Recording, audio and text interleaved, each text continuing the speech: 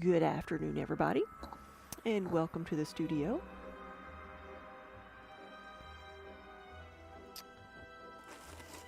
So today I am doing something a little bit different. I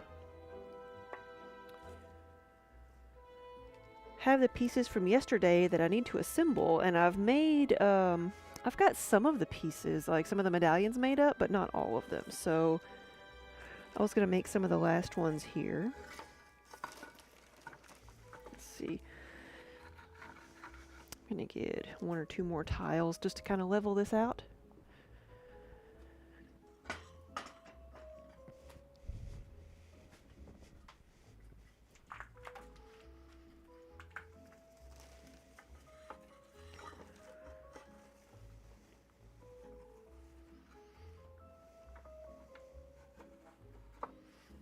Here we go, that works. Because at some point there's going to be a cat jumping up here, so. Hey, there we go. So, what I normally do, well, there's my roller, is to make all the medallions that we put on the mugs. Let's see. Like this one. So, the medallions are a piece of clay, a very thin piece of clay that I press a stamp into and then attach to the mug. I'm going to be attaching them to the mugs today and actually making the slab. So you can see I've got my slab of clay here. It's a very, very thin slab of clay. I think I set the slab roller to like 1/4 of a centimeter. So what is that, like 2 or 3 millimeters?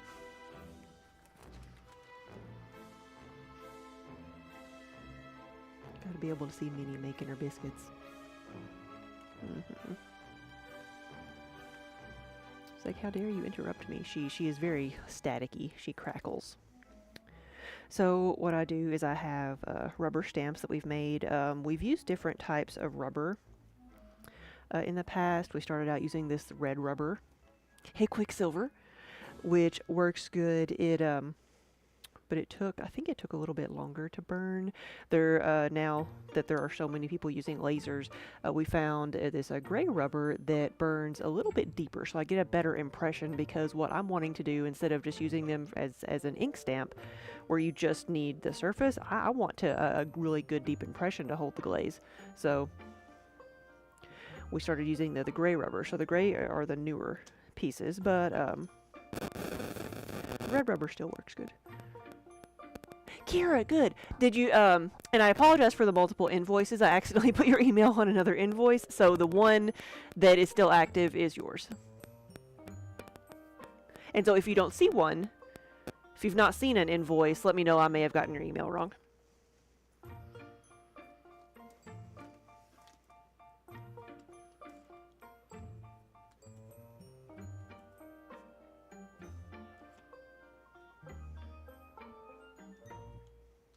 Because I had somebody else say, hey, I don't see the invoice anywhere. And I looked and I'm like, oh crap, I've gotten the emails mixed up.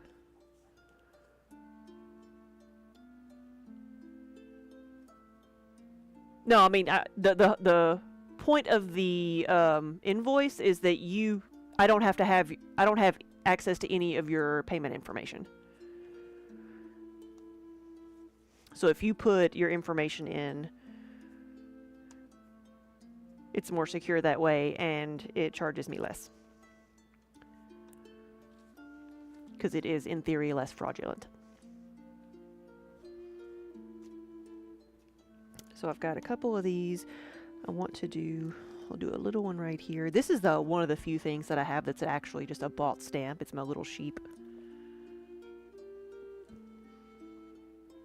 I'm gonna see if that works. Yes. Because the clay is really sticky right now, and I've got this paper towel that's got a little bit of oil on it that I can use to kind of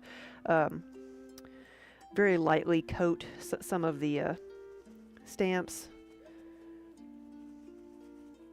to help them release a little bit.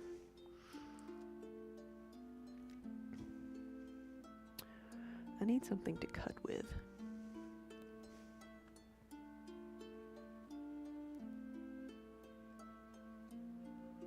Kira, what are you asking? Hey, Phoenix.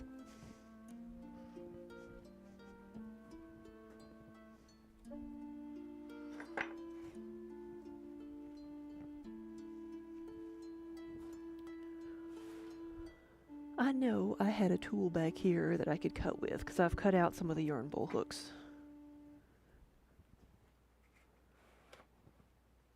But the question is, what did I do with it?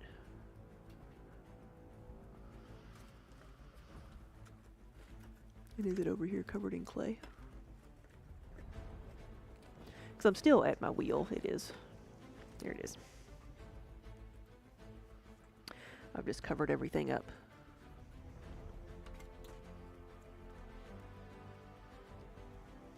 So I have a some circular like cookie cutters up front, but I'm seeing if I can find something round to help me make a circle.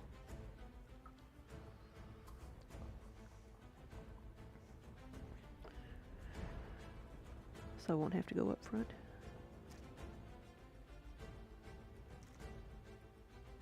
That works.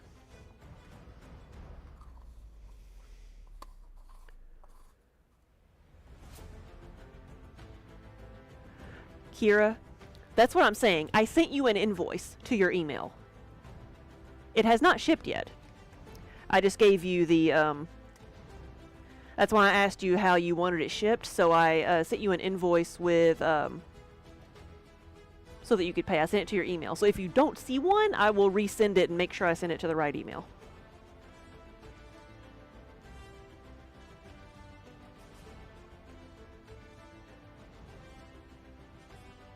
It is a PayPal invoice, but you do not have to have the PayPal account to pay it.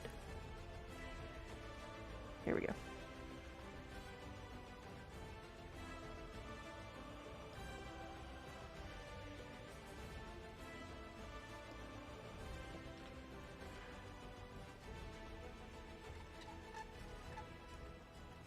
So I've got my squeaky roller here that sometimes sounds like a dying animal.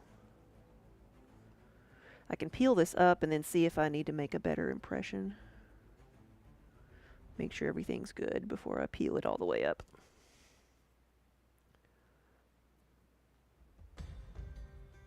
Oh, arm, good! Your initial interview was a success. Good, good, good.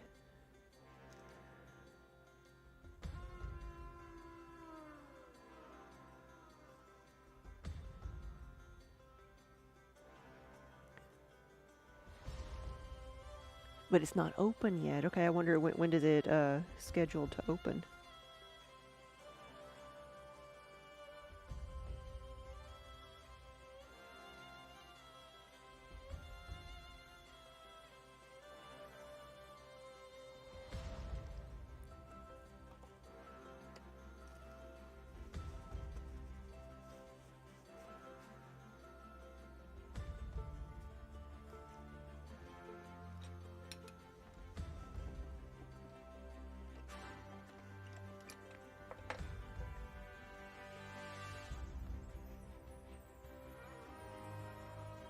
Okay, that's good.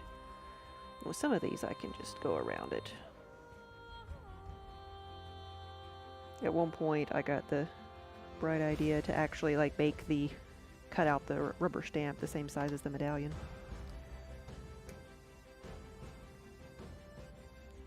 Over here with this one, I think that's about the right size. I'm gonna get a bit more oil.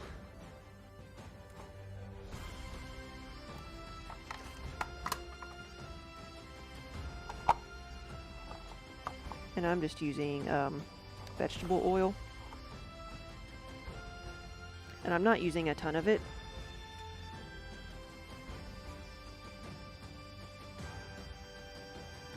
Because like too much of that will mess with how the clay dries. Just barely a little bit.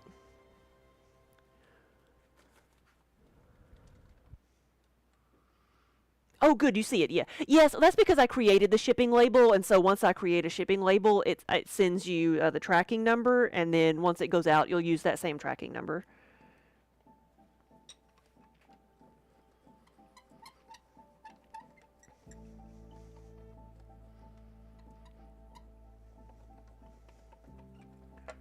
So this is how the medallions are made.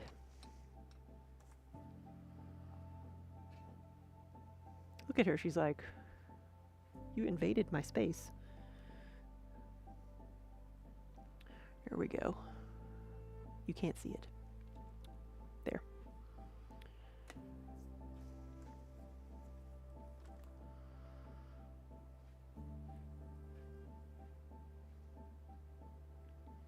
Because the pieces that I made yesterday are still soft.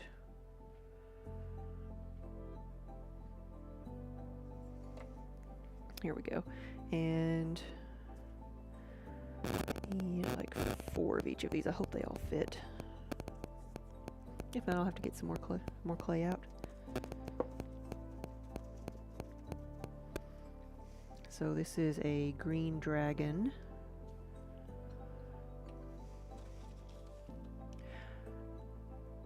Tutorials Nook, hello!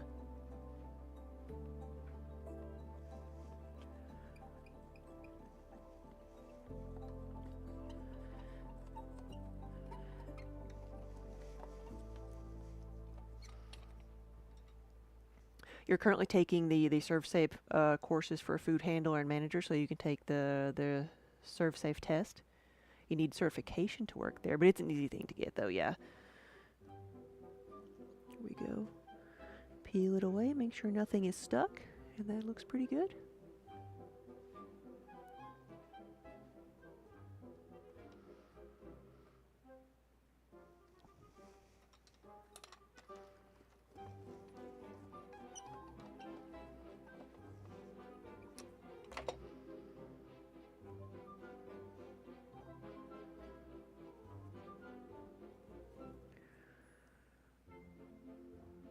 I think I can do one there.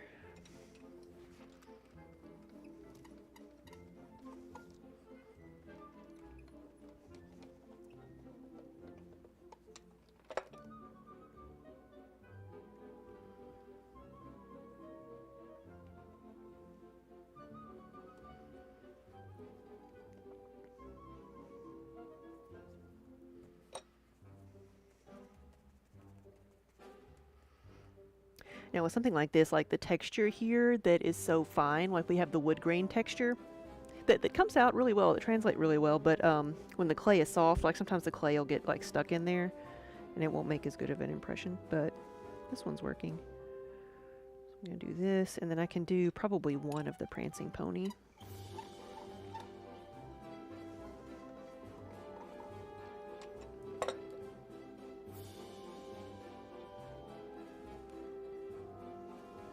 That one didn't get a lot of pressure on the edge. That's better. There we go. And then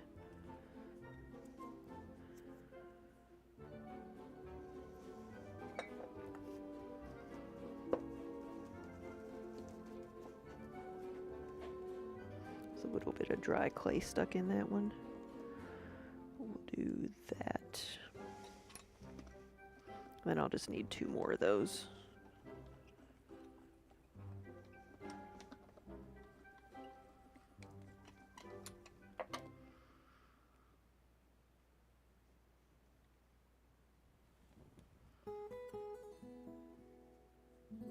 There we go. And then we'll cut the rest of these out. Emma, thank you for the follow. Let's see. Where am I going to start first? I'll start over here. And try to make sure you can... Well, I'm right-handed, so it's going to be hard to do this without getting in the way of the camera.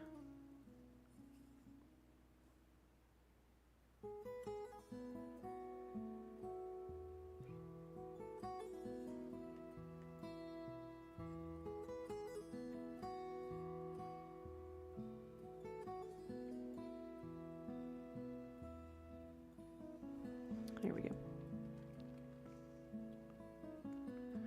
Nook, you've been debating on a mug with a saying, just you don't know if it would fit. What is it? Like how many words? Because I mean, the text can get fairly small. I mean, the green dragon text on there is not that big. This is like the I knit so I don't kill people one. I need to find one that's really small. I can fit quite a bit. Just, oh, no, that's fine. Yeah. Bunnies warm and fluffy. Like, I would put that on, like, 2, maybe 3. I could put that on two lines. Redneck Connection, I can see you, yes. We can pull up over here on... Because I got Restream up and then Twitch chat as well.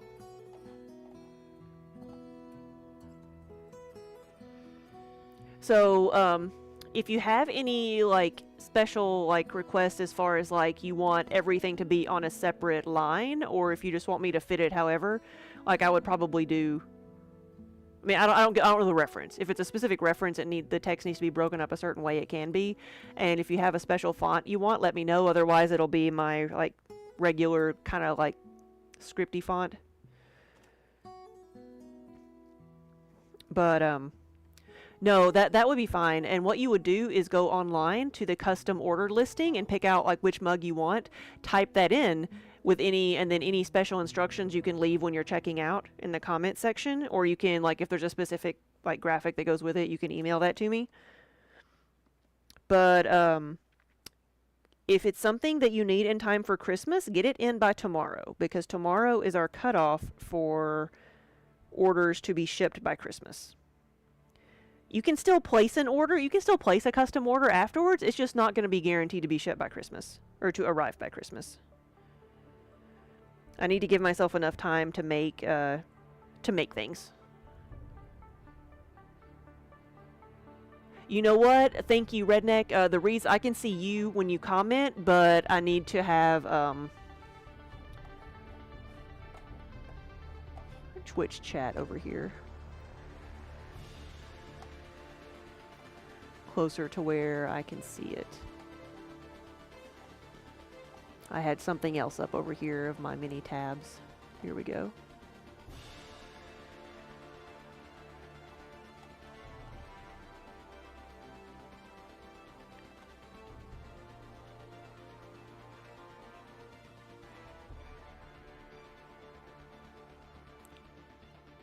So actually I still don't see a hydrate, but I'll hydrate anyway.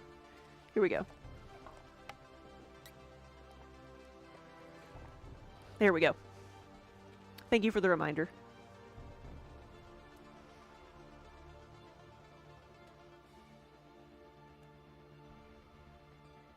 And plus, I'm looking at what I'm doing here instead of, like, looking at chat constantly. I think that's one reason, like, I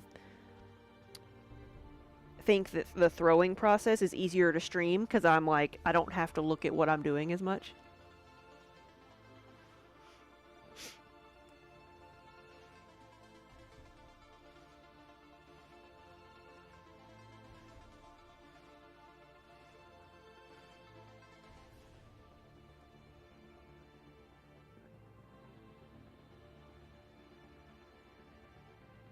Here we go.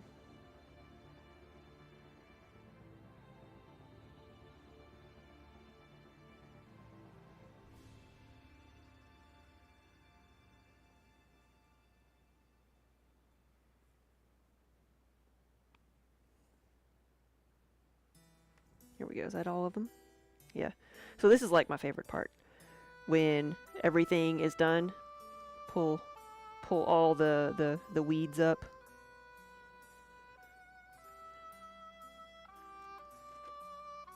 Now, all this clay, like, this is soft enough I could probably just toss it back in the pug mill, but if it was a little bit dried, I would just let it dry out and we would still reuse it. I'm making tiles? I'm making medallions, so this is how I make the medallions for the mugs. So on the mugs, the medallions are raised a little bit off of the mug. This is how I make them. I use rubber stamps to press into the clay, a very thin slab of clay. And then we'll lift them off. Now, I don't usually have them on a piece of plastic, but lift them off so they're, try not to stretch them. But they're a very, very thin piece of clay. And then we'll put that on the mug.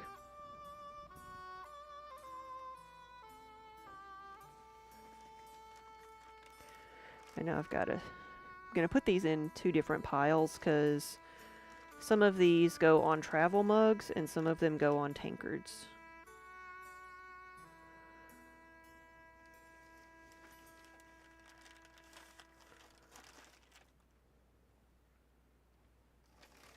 And then one of these green dragons is a travel mug and the rest are tankards.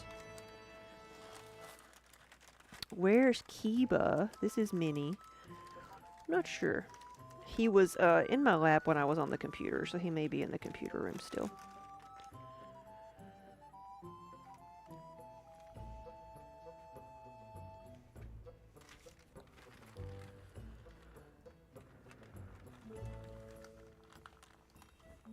So Redneck, may have me confused with somebody else. I don't have a puppy. We have 2 cats. But that's okay.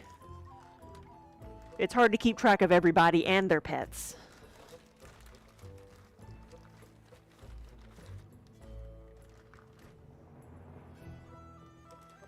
See, I'm kind of like rolling the plastic away, so I'm not stretching this too much. Okay. And those are going to be for tankards.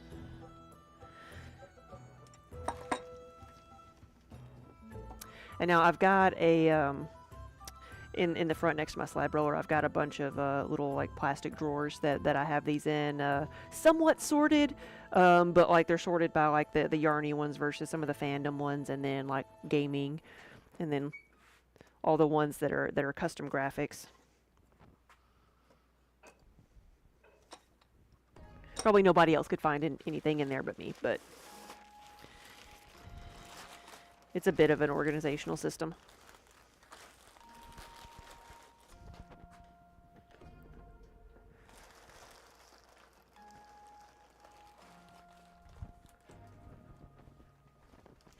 I've got a few handles here and then like the rest of the medallions that I'd already made.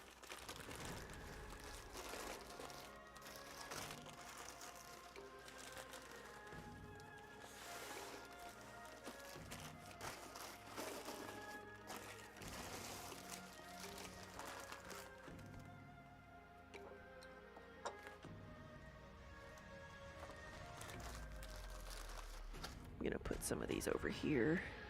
Again, I've got them in separate piles for different things. These are 20-ounce mugs. These are the 10-ounce mugs. Okay. And then I do have one yarn bowl. I'm probably going to do that one first, just so I don't forget about it.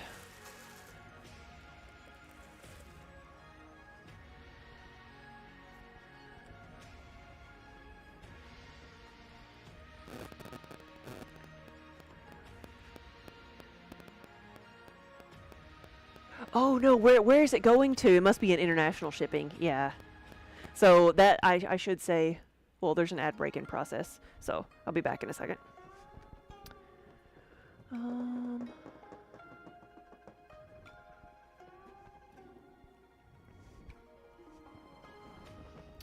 gonna pour some of the water out of my throwing bucket from yesterday and use that as my my slip for assembling everything.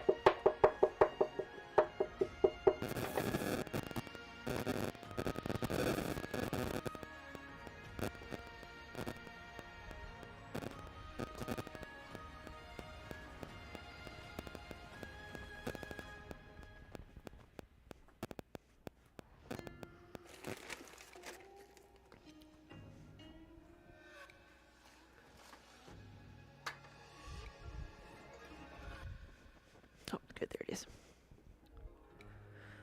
I've done it again. I've lost the paw print stamp, but I got it. Most important thing, paw print stamp. Try to keep it in camera view in case I lose it again.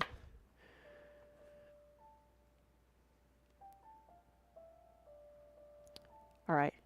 Welcome back, everybody. I have gotten my slip ready, which is really, I mean, it's just goop. This is what was at the bottom of my throwing bucket from yesterday. That's all it is, just watered down clay. And this is one of my bowls that's going to be a yarn bowl. So I'm putting some slip on the side of it where I want to attach my first medallion, which is a custom medallion. Normally I have one that says Master has knitted Dobby a sock from Harry Potter. This one says DJ has crocheted Dobby a sock. Place it on the bowl and then kind of smooth down the sides. It's dry enough so that, like, if I needed to, like, you know, touch the medallion, I'm not going to squish anything or blur anything. I just need to make sure, and when I do that, I don't have the slip on my finger, because if I fill in the impression, it's hard to, you know, get it clean back out.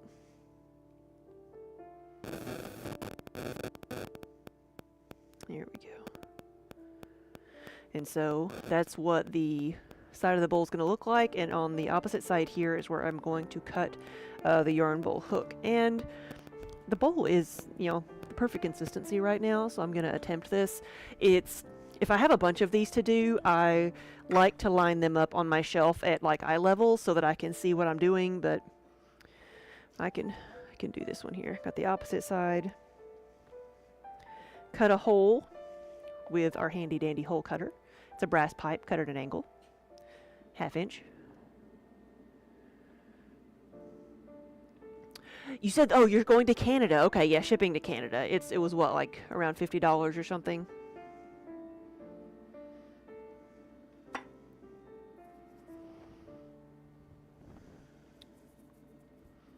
Where did it go? I had the thing. There it is. I had my cutting tool. So I've made a lot of these, so I don't need like a guide to cut this, but I still kind of like trace it out on the bowl and then like make a line and then cut through the entire thing.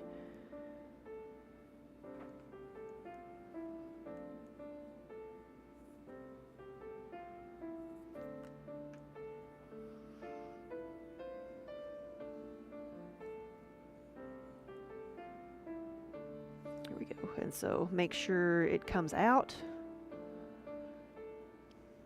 and then put it back. Here we go. I am going to leave that there so that this area that is now very like fragile and like if this is going to break, it's going to break right here. So I want to make sure that I want to keep this in here so that this one doesn't like sag while it's drying or warp in and out, and then just kind of gives it some protection and helps keep the bowl nice and round. And I'll cut another little hole there. And that's it.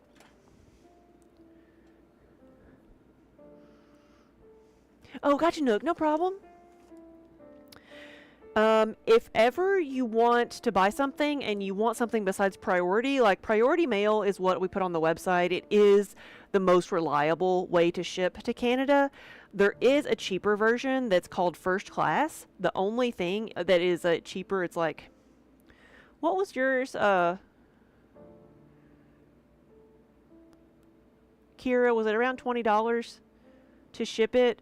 But it's going to take like forever and a day.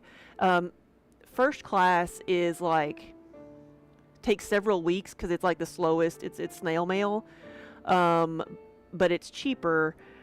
But also, they don't let you insure it. They don't let you, you get a tracking number, but there's no, like, if it gets lost, then you're out of luck. That's the reason I don't really like to go with that, because when it gets busier, like the holiday times, if something is first class, they will ship the priority mail over first class. So I've had, like, instances where first class packages sit on a dock for weeks because it's first class and not priority. So I always like recommend priority because it's more reliable, but there are cheaper versions if you want to take the risk.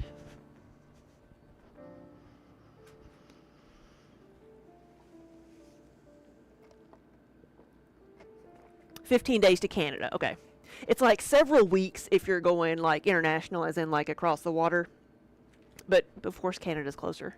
It like freaked me out the first time I shipped something to Canada because, oh come on, I'm in Kentucky, and so I guess technically the closest port to where I am is Miami or Tampa, one of those two. So I see this package, I'm like, okay, I'm shipping something to Canada, but I see it going the wrong way. I'm like, what is going on? What did I do wrong? Nope, that's just how it is.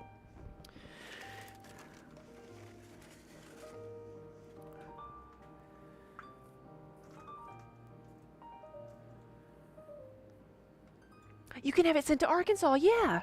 Perfect.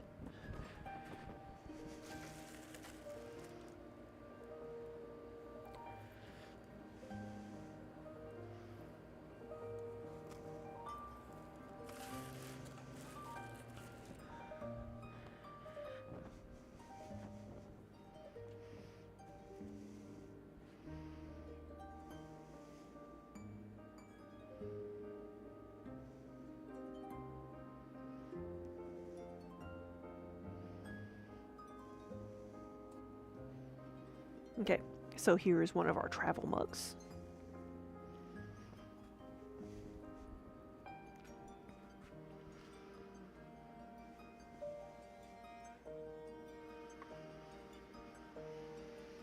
Of course, I started with the ones with bigger handles.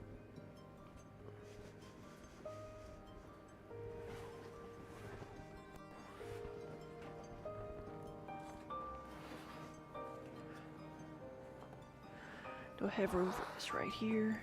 I think we will make room.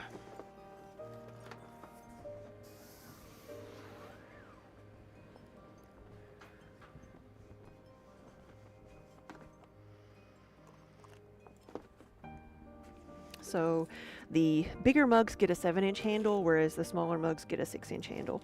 I've got some slip on here where I want the two attachments to be. Attach the top, then the bottom, and then most important part of any Poly Studios mug is the paw print stamp of approval.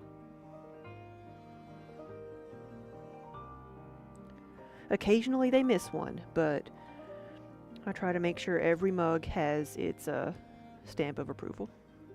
And then I kind of adjust it, fluff the handle a little bit. Cotton candy or pink and black. Yeah, pink on top. Yes. So remember, the pink on top of the black is the Arizona sunrise, so it turns more purple.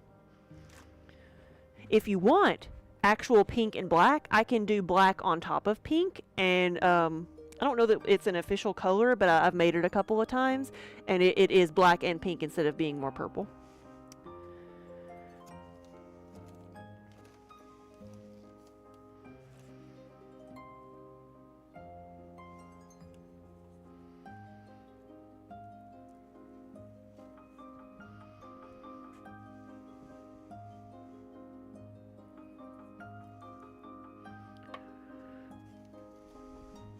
I'm loading this up with some slip, making sure this is nice and centered and leveled. And that's another reason why I use stamps and press it into a flat slab and then apply it to the mug versus just trying to stamp things onto a mug, is that with this I can adjust things, make sure they're level.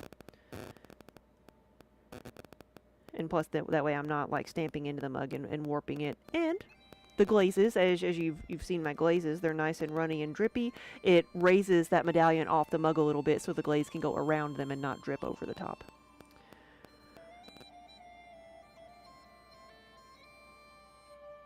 I think I did this wrong.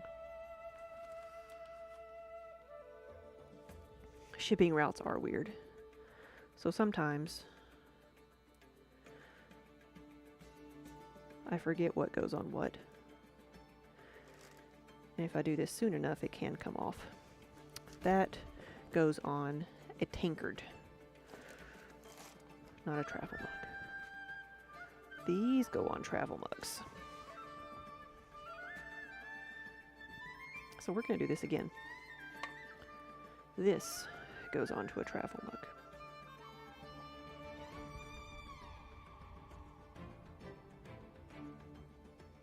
This is why I have lists and lists and lists, and then like I check them 2 or 3 times, because it's so easy to get confused and mixed up.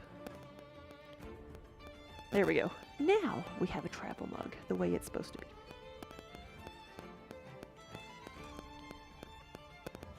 There we go. You had a package that was coming to you from Chicago.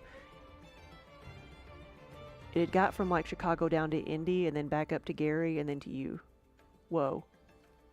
We had one Christmas. It was an obvious mistake, but it was going from here from Kentucky to Washington State, and it ended up in Hawaii.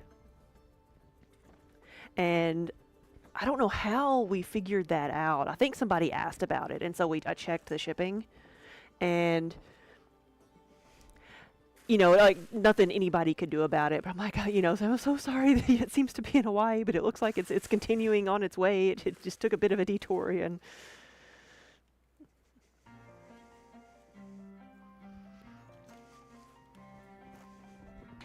and the customer was like very very gracious about it, and I just laughed it off. It's like, oh, that mug is going to be better, more well traveled than me.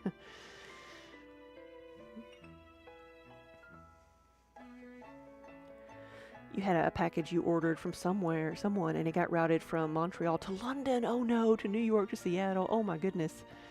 Talk about a well-traveled mug. Or package. I'll move this over here, it might be easier.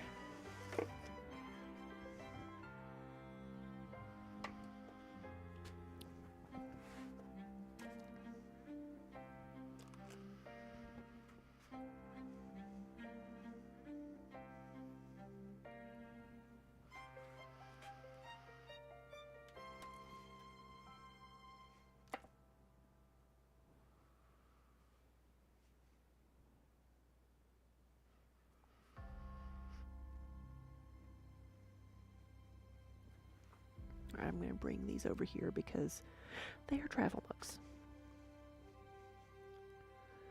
Oh yeah, Minnie's just, she's taking a nap. She's good. She's here. She's keeping an eye on things. Okay, things are blowing up here. I think it's just Instagram notifications.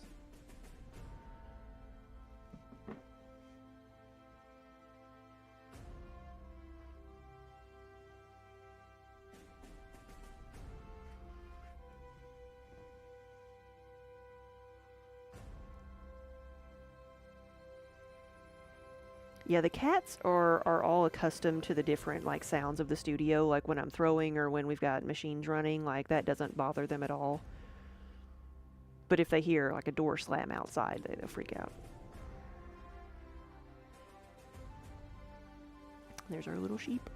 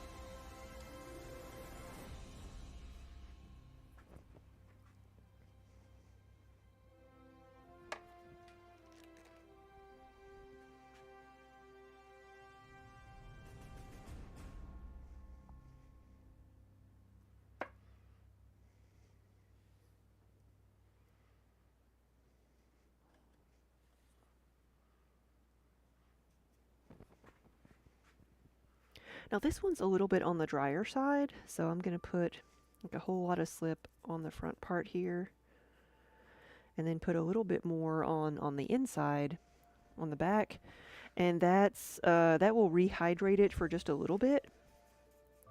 And then when I attach it, it'll ensure that like the medallion doesn't lose moisture too quickly, because you want the medallion to be a little bit drier than the pot when you put it on, because that moisture is going to be absorbed into the pot.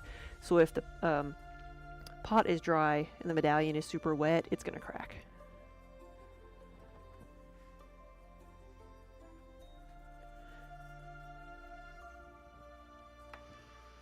Let that set for a second.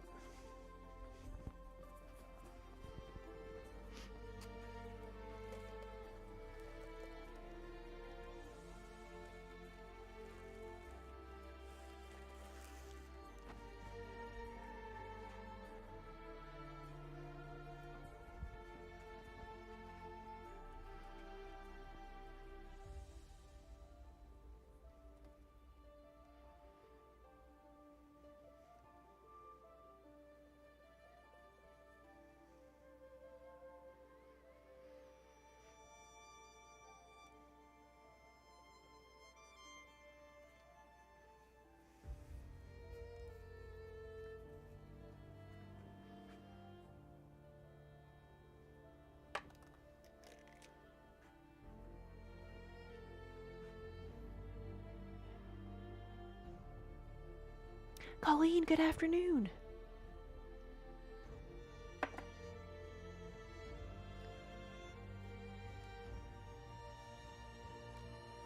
Yeah, doing something a little bit different. I don't know when was the last time I did a assembling mug handle stream.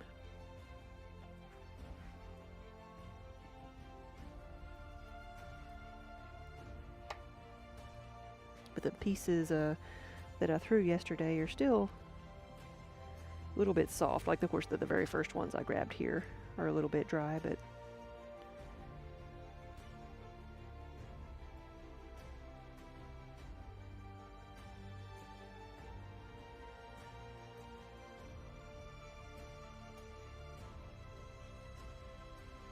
Colleen, it was very good. We ate a massive amount of food. We actually ended up having 30 people at my aunt's house. We had extended family coming in. We had all of our us grown cousins and all of our families, so it was like a ton of people.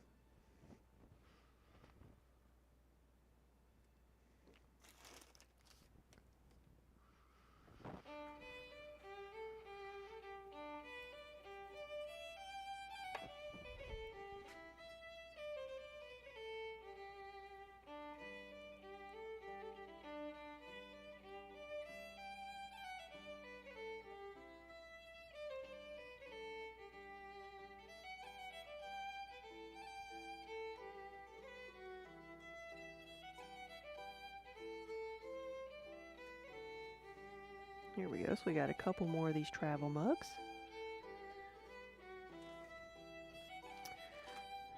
Pal Ryan, good afternoon. You have a glaze question. What is your question?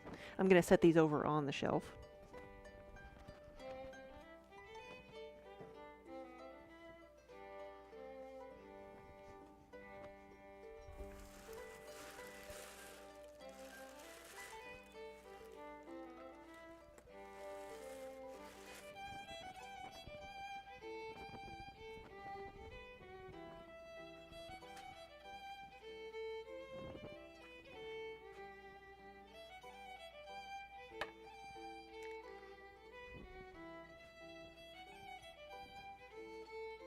You have a cone 5 to 6 glaze, yes. It's supposed to come out blue, but it's coming out brown. You can't figure out why. Steps you could take to find out. Well, what are you firing it to? And what color clay are you starting with? Are you using a white clay or a darker clay body?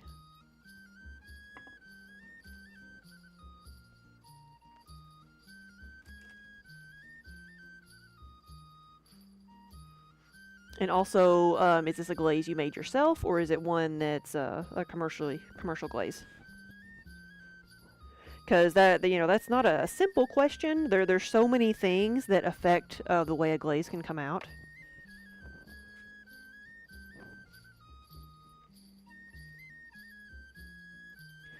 I'm gonna try to get this one as level as possible. Getting something like putting something square on a round surface is always hard. I think that's pretty good.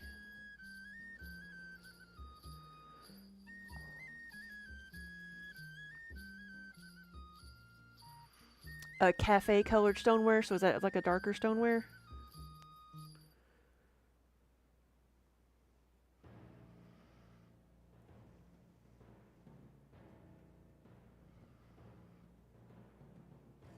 It's supposed to come out blue, but it comes out brown. What brand is it? Good question, Colleen. Are you firing it in your own kiln or is someone else firing it? Because like I use some of the glazes that I use are considered cone 5 to 6 as well, and the main difference I see in those is like at cone 5 they are not as shiny, but they're a similar color, but it's not as shiny than they are more matte than they are at cone 6. So that's temperature wise that's the main difference I've seen in that. One thing it could be doing, it could be overfiring. Like if you're going above cone 6, then you might be burning out something that could give it color. The something that I really don't deal with all that much is the cooling time. Sometimes that can also affect the way the color comes out. Because if you get it to a certain temperature, and some glazes need to be cooled at a certain way, which for one reason or another, I've never had an issue with. I don't know if it's because my kilns are so big that it takes forever to cool down anyway. I don't know.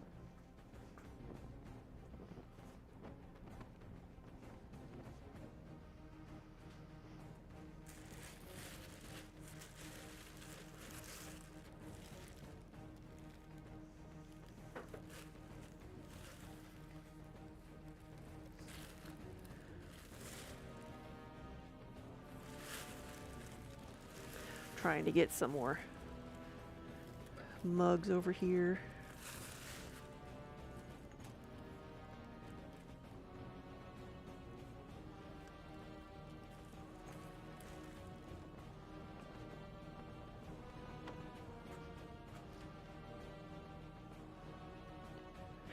Maybe a lighter clay body? Yeah, because if there is a darker clay is usually going to have some type of iron oxide in it, and that could make the glazes darker. Because I started out using a very dark clay body, and some of the glazes look completely different on that clay body than they do on a lighter one. So that can have a lot to do with it. Might get a little bit of white clay and just test it.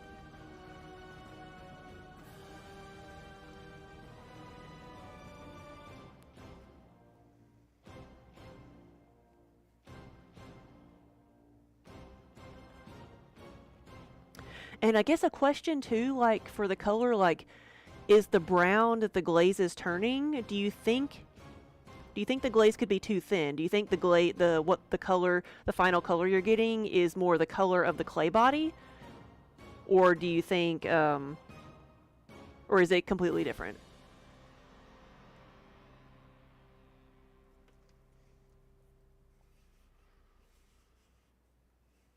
Because like a thin blue color could just end up looking clear on a dark clay body.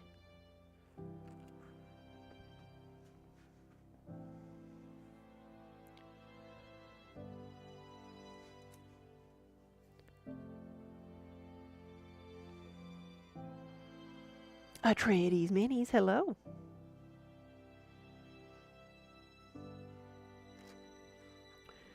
I'm gonna look this color up and see what it is.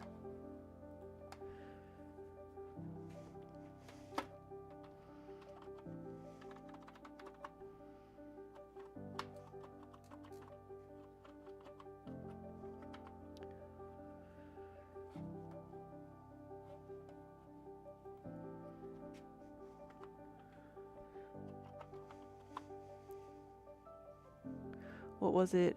Iron luster? think we may have. I think the keyboard may be on its finally on its last leg.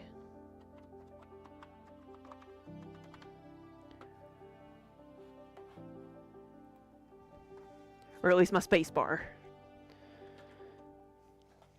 Okay. So that looks like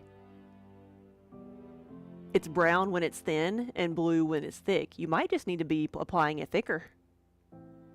Thank you, Colleen. Would you be able to paint over it and try to fire it again? Some glazes you can, some you can't, but it's worth a try.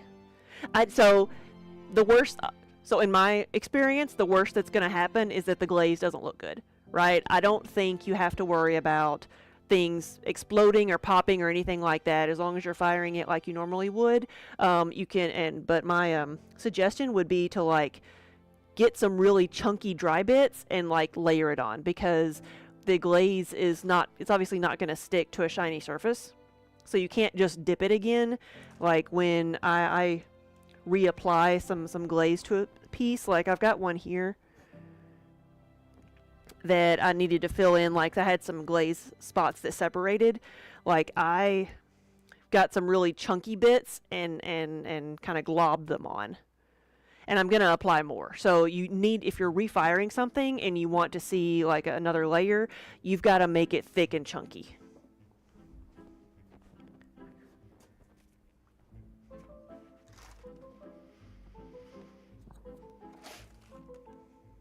Here we go. These are the ones that need to be the 20-ounce mugs.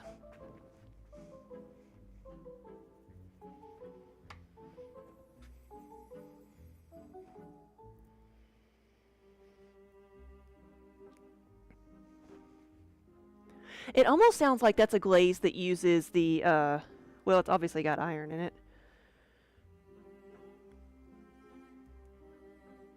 Yeah, iron oxide can be like red, blue, or green.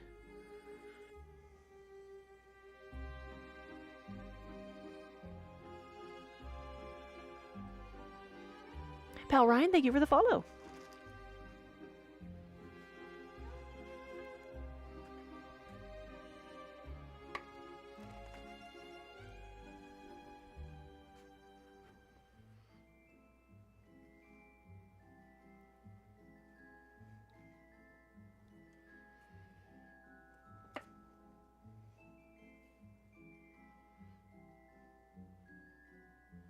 Yeah, but from what I'm seeing here and what you're telling me is I think you probably need to apply it like really thick over the top. Like even if you like cover the entire piece, maybe like do 2 or 3 layers around the rim to give it room to drip, because you don't want obviously it to run too much.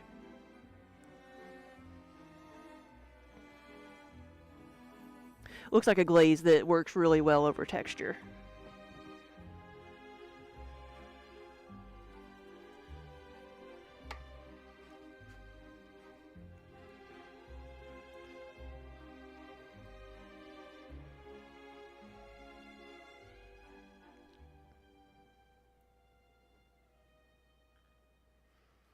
So this one is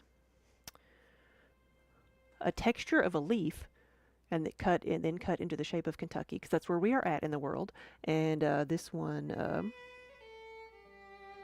is going to Frankfort, Kentucky.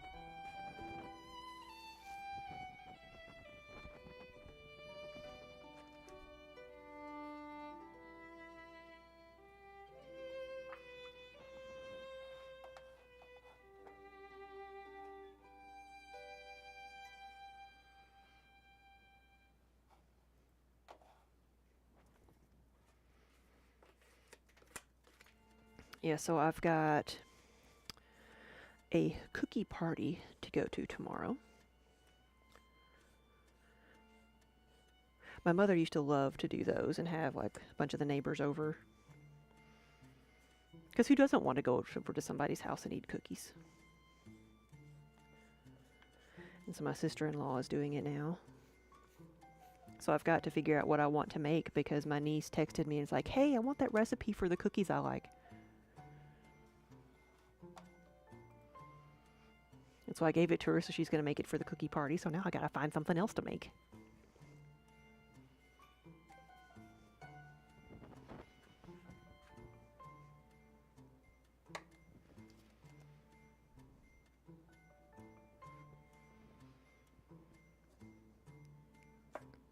But it did make me feel good that she wanted the recipe.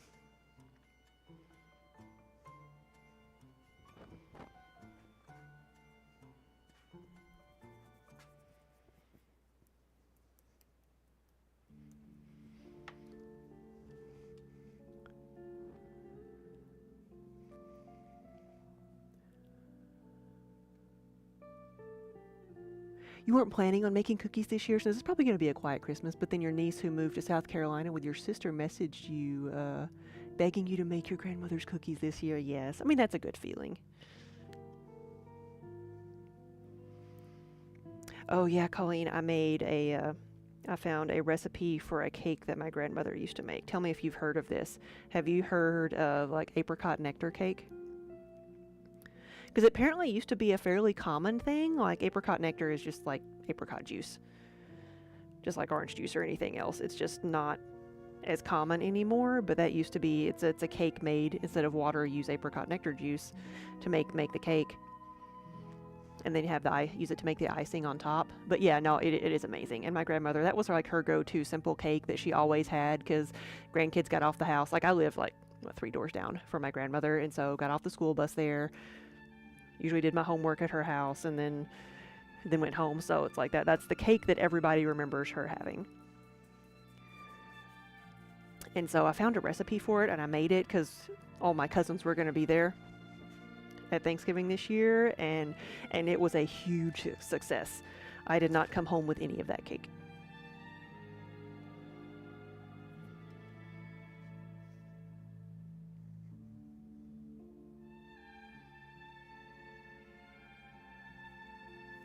Now you're hungry, yeah.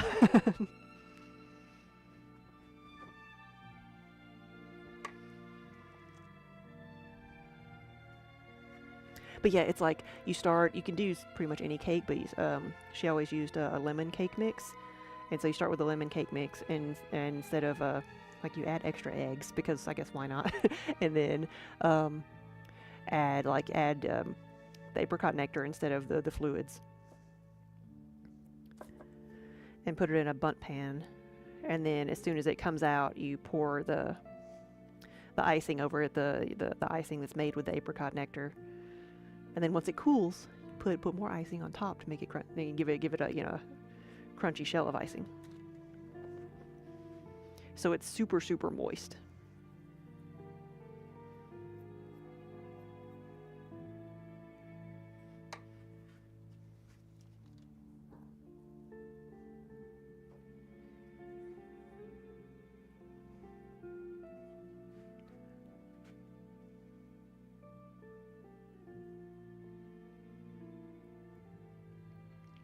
And I've seen a lot of people now do the same thing with like pineapple juice. I guess you could use orange juice too, but like and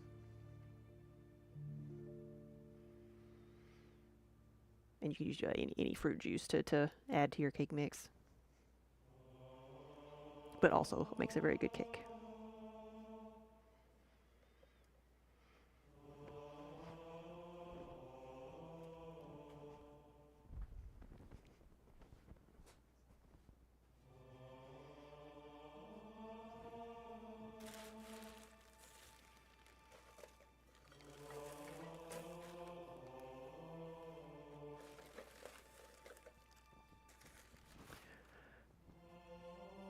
I got 1 or 2 of those, I can't tell.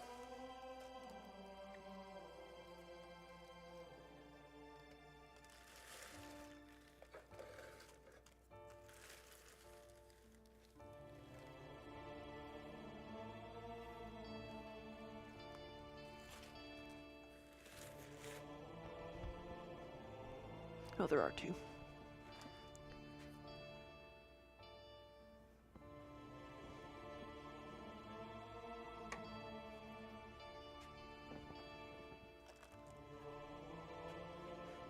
These handles are for the 6-inch. These are the 6-inch handles for the smaller 10-ounce mugs. So I'll start on those in a minute.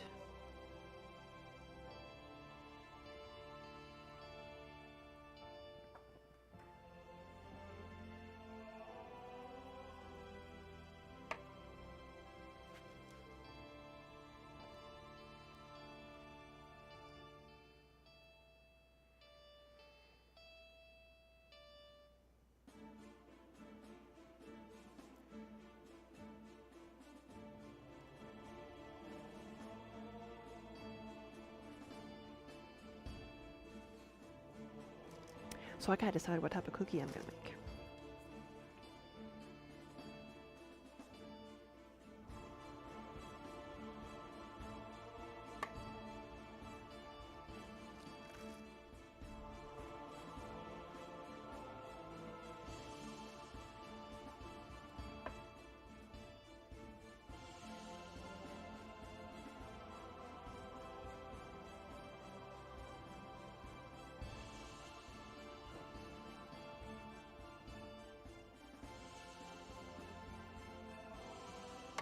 Like one of my go-tos has always been, I don't know even what you call it. It's a start with like a sugar cookie, and then I add coconut flakes and pecans and white chocolate chips.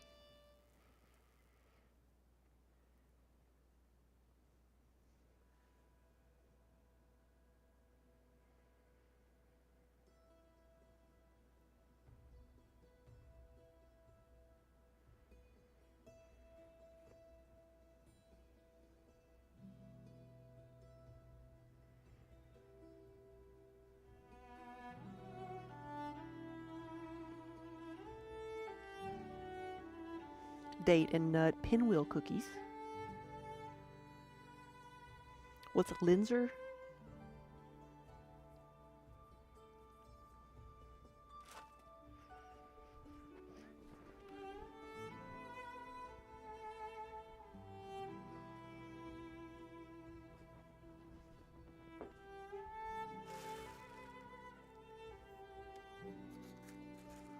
Like I've got the cookies I was talking about. I've gotten people to eat who like don't like coconut.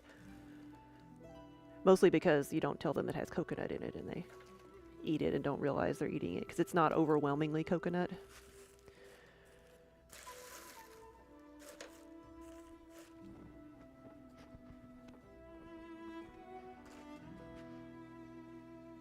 You would like that with just coconut, yes.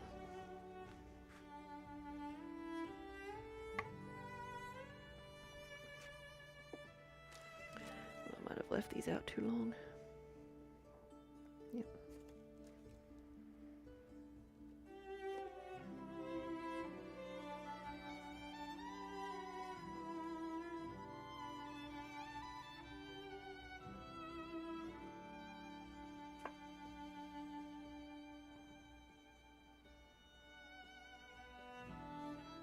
Oh yes, yes, I've seen those. I just didn't know what they were called.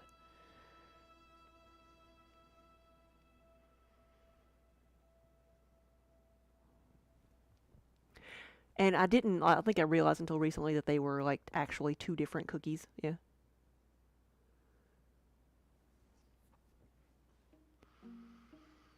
Key lime cookies with banana filling? Huh. That does sound good, but it's not something I would have, I think I would have consciously thought of.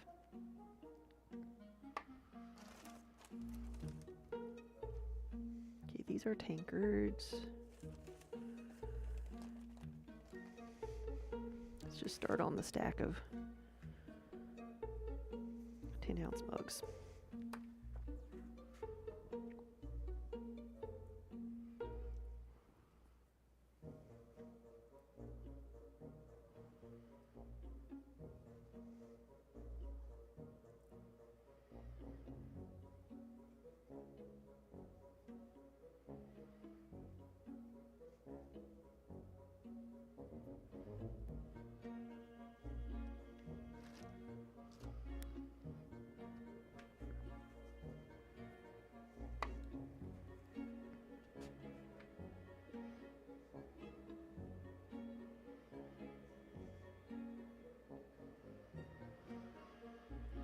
I actually made the best oatmeal raisin cookies I think I've ever made not too long ago because get this, I followed the instructions. I know. I can't believe it either. But I actually like froze the dough or put it in the refrigerated the dough before I cooked them, so that they didn't just like spread out. I'm like, I never knew that made such a big difference.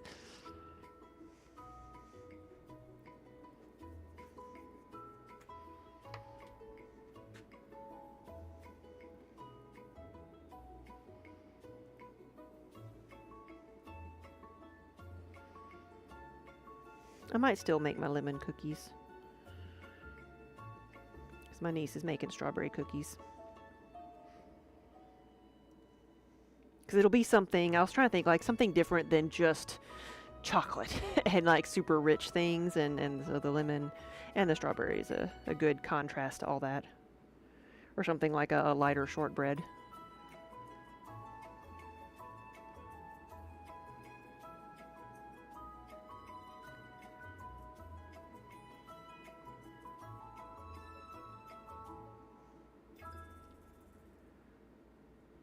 Why are the date nut pinwheel cookies such a pain?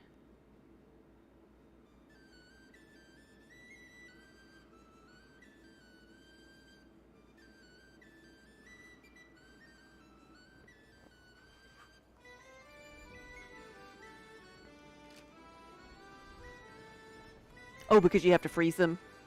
I had to think back to what I said.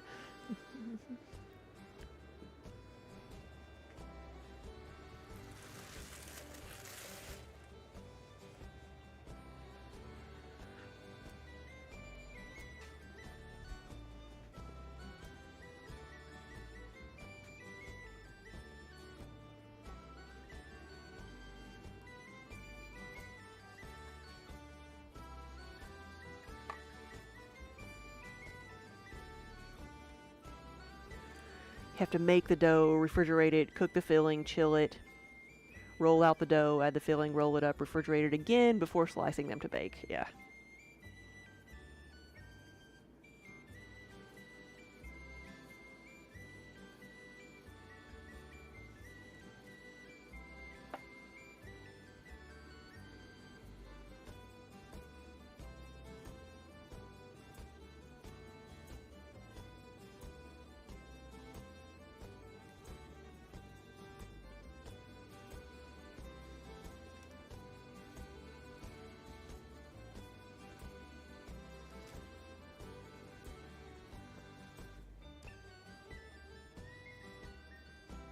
So I've got my bucket of slip over here just for easy access that I'm applying, but I'm applying like a layer of like just watered down clay to the mug, to the mugs. It's what holds together the handles too. It acts like a glue, so you can connect two pieces of clay. There you go. Some of these are harder to see because there's not a lot of contrast, but that's the caffeine molecule.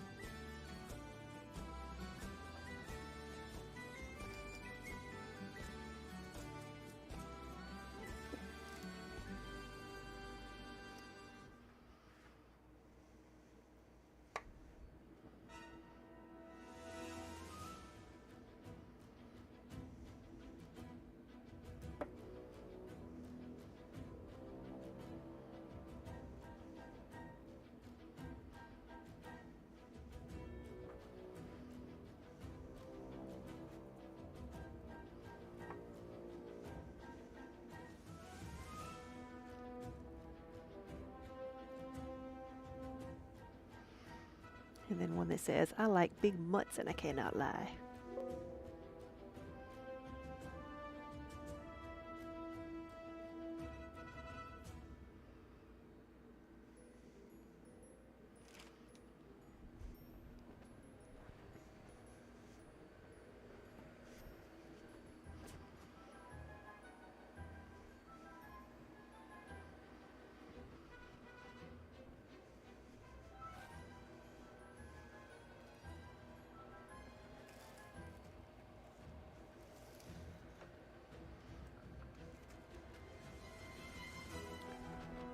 You know what? I was just thinking, like I've got leftover apricot nectar because I actually found it, but I found it in like a great big huge jug. I'm like, if I use the yellow cake mix or the lemon cake mix for the cookies, and then add the apricot nectar to it, could make it into cookies.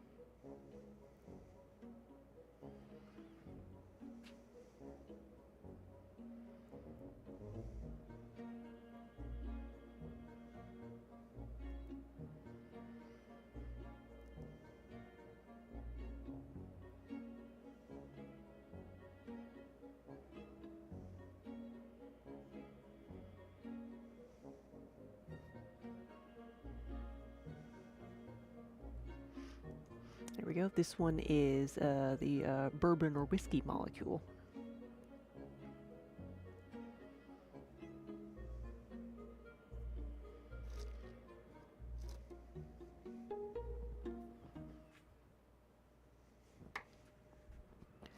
I think most of these are on the drier side. I think I'm just gonna toss these and go get the fresh ones.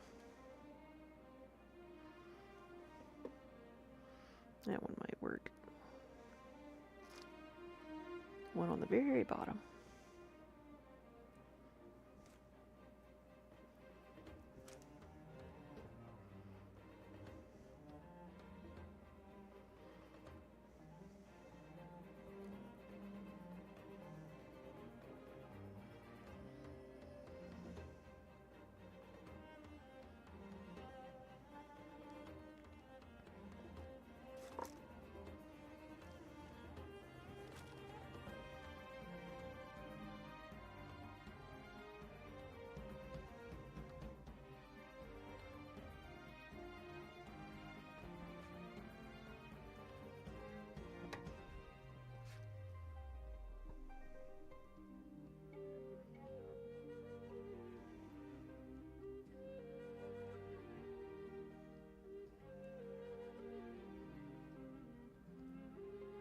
And this one is very similar to one of our emotes. It's the paw print heart, and I think our emote has got a cat in there in the heart.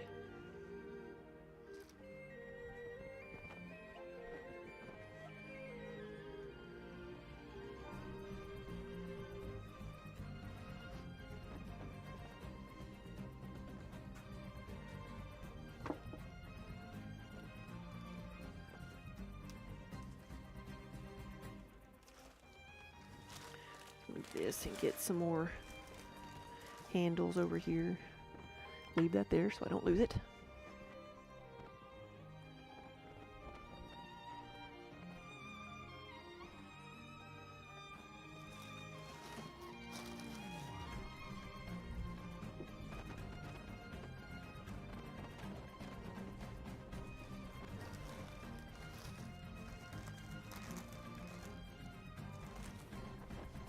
Just uncover a few at a time.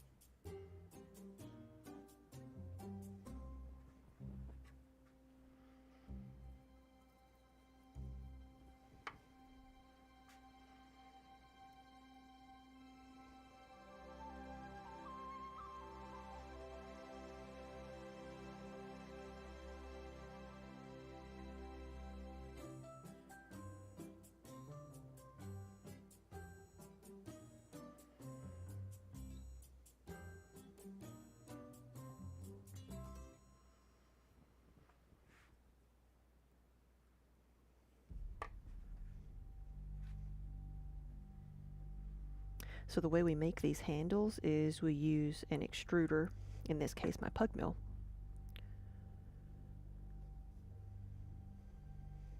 So we push the clay through a die that spits out, the strips of these this specific shape, and then we just cut it to size as needed. That way everything is nice and uniform.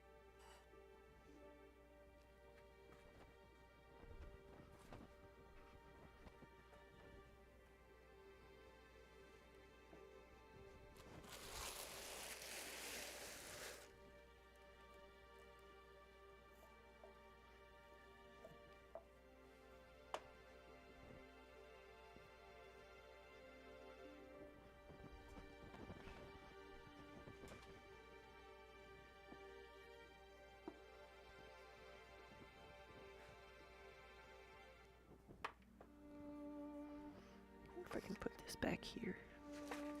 Yeah, here we go.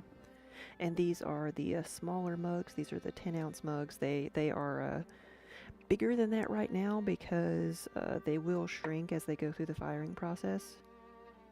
So they're a bit bigger than 10 ounces right now.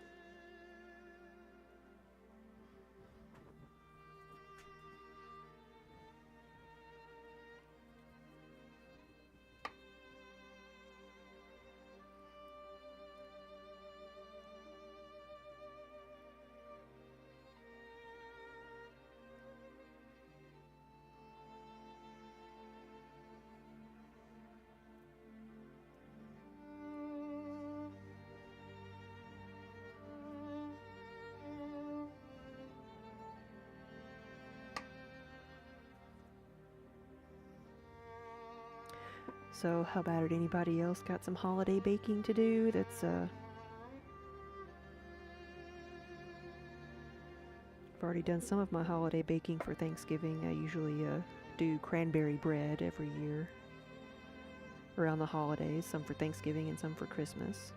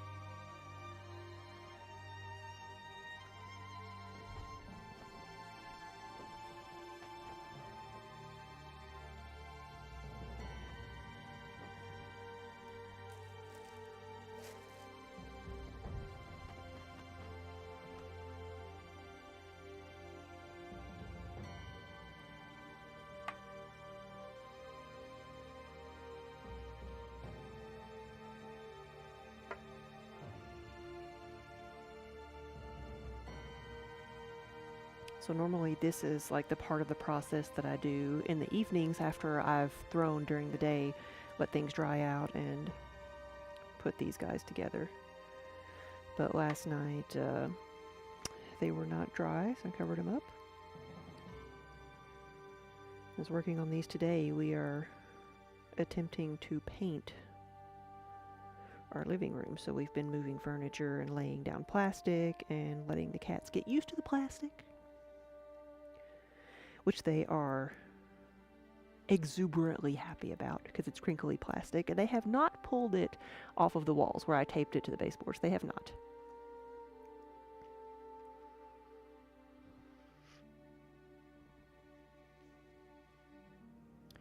Nook, you also work doing a banquet. You do prep this Friday and have an order for 200 mini cheesecakes. Whoa! Pumpkin tarts, lemon tarts, butter tarts, Christmas cookies, stained glass cookies. That sounds like what Colleen was talking about. And ginger snaps and snickerdoodles. Is that like 200 of each of those things?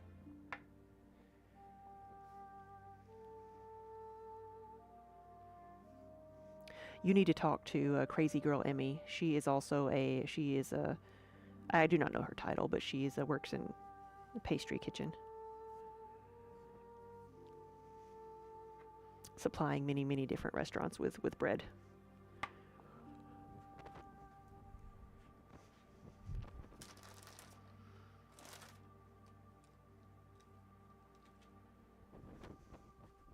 $200 of each. Whoa. You probably get sick of Christmas cookies then.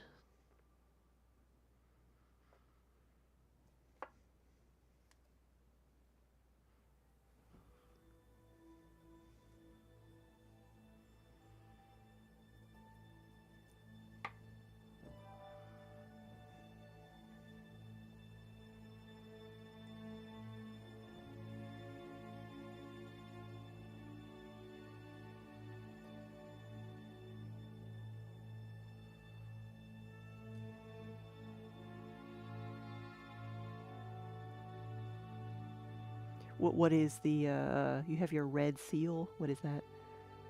This is for the ranch you work at where you teach archery, but you do Christmas group banquets. Gotcha.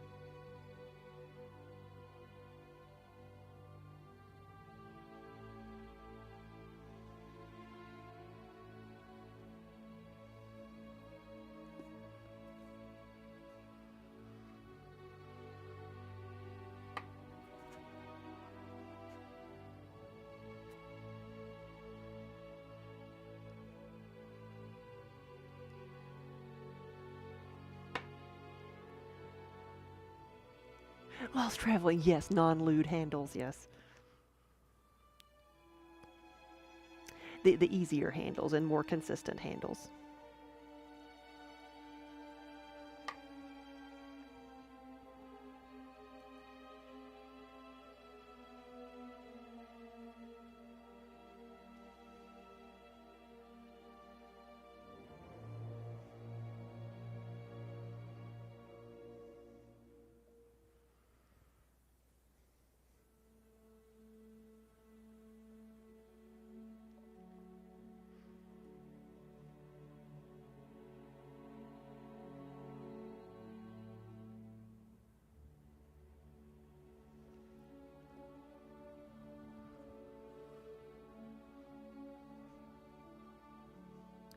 The Red Seal is a step to higher culinary certifications. Okay, I didn't know that.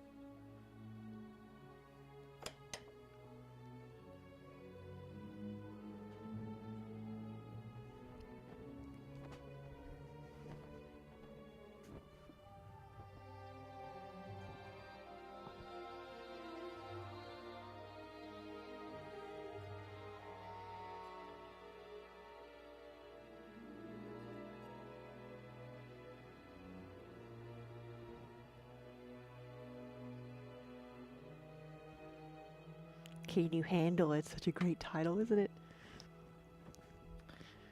We love puns here.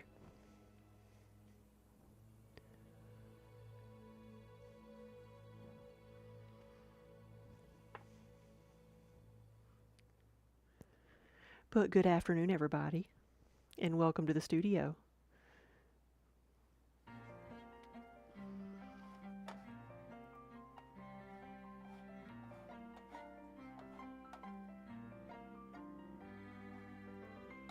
Here we go.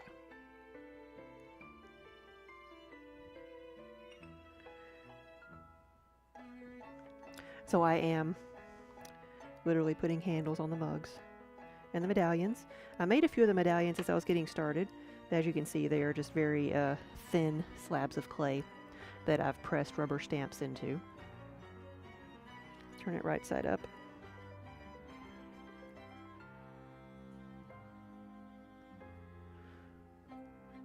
Just don't get kilned in the process. Yeah, I see what you did there.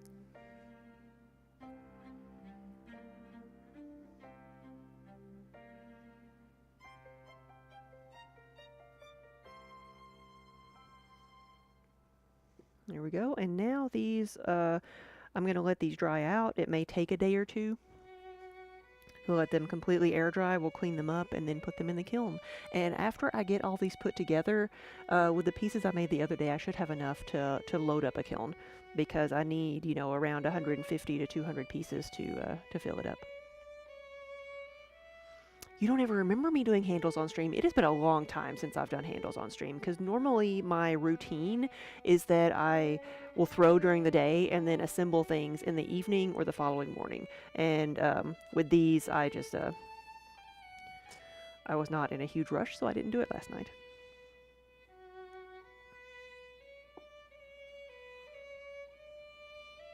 But I'm just using the dregs from my water bucket that I used to throw these with yesterday. The watered down clay in the bottom is called slip, and I'm just using that as the glue to hold everything together. How do I know it's dry enough? So if the pots are firm enough that I can pick them up without squishing them, that's how I know if it's dry or not. If I can and then if they've completely changed color, then they're too dry. Because if they're too dry, then the pieces and parts that I'm adding will not stick. So you've got a kind of a short window of opportunity, which is why I tend to keep things covered up when I'm not working on them.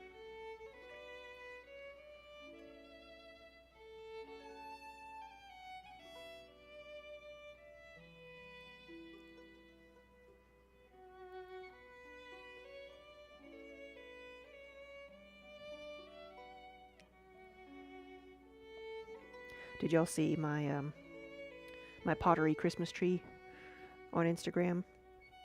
We spent a while working on that this morning, gathering up like green pots to make into a little Christmas tree,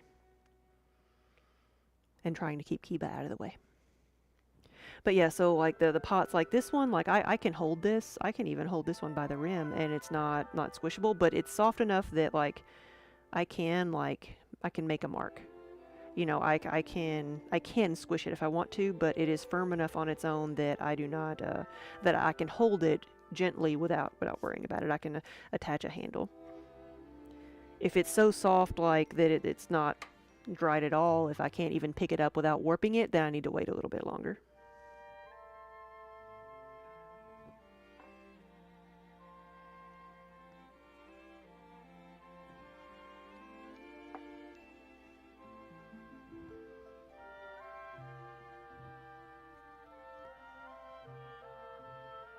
Oh no, Nook. Well, I hope the closed captioning is working well.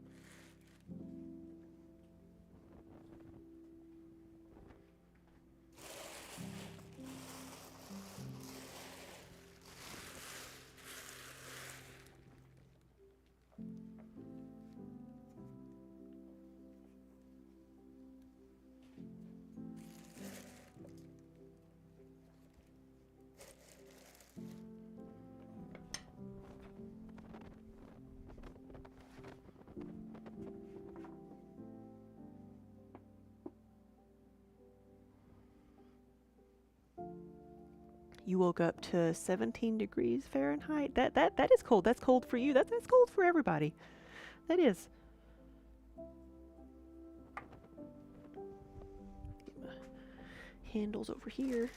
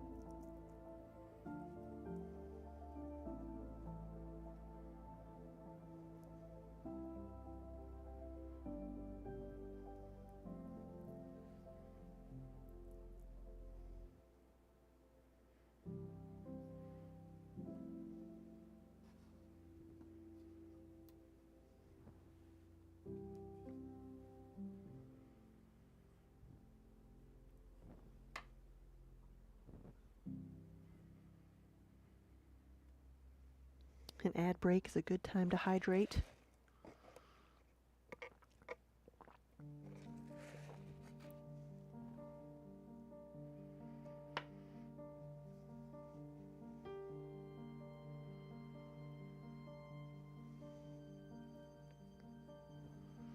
What's my next shape look like?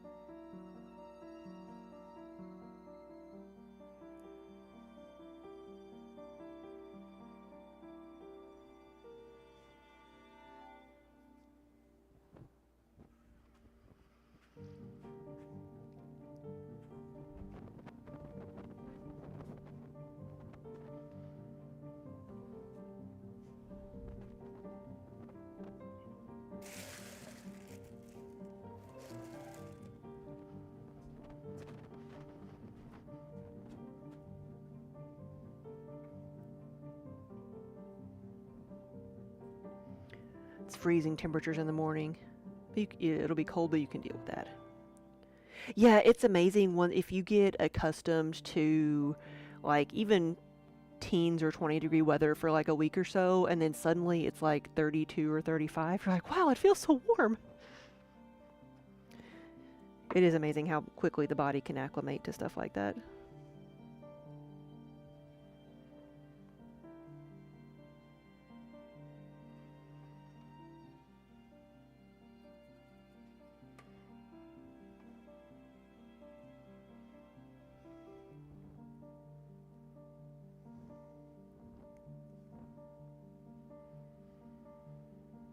Yeah, I think it was like 22 here last night.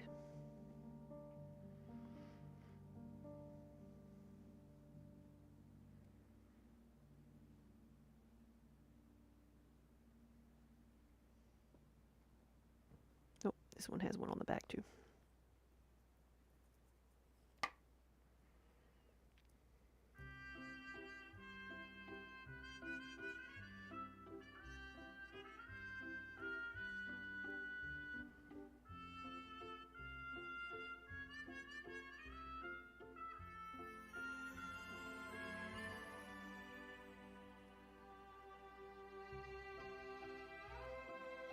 So this one is one of the Harry Potter themed ones. It says, I solemnly swear I'm up to no good. And then the other side says, mischief managed.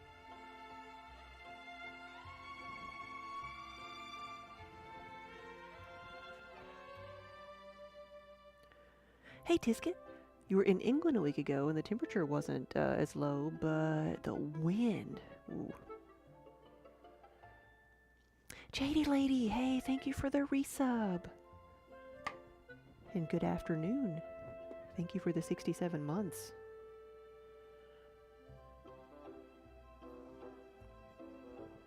Something in here. There we go. Just a dried piece of clay.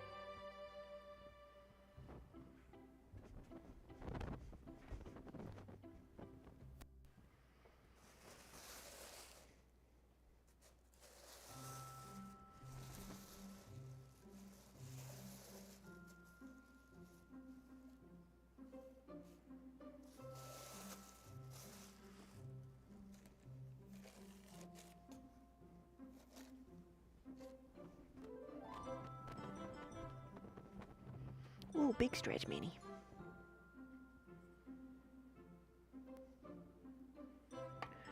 Let's see, what all do I have here? What are my bigger ones?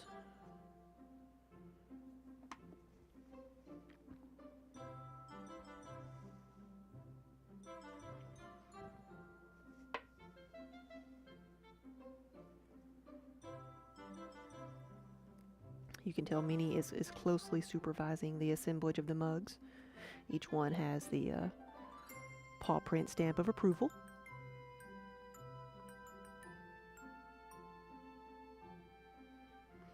Whether they like it or not.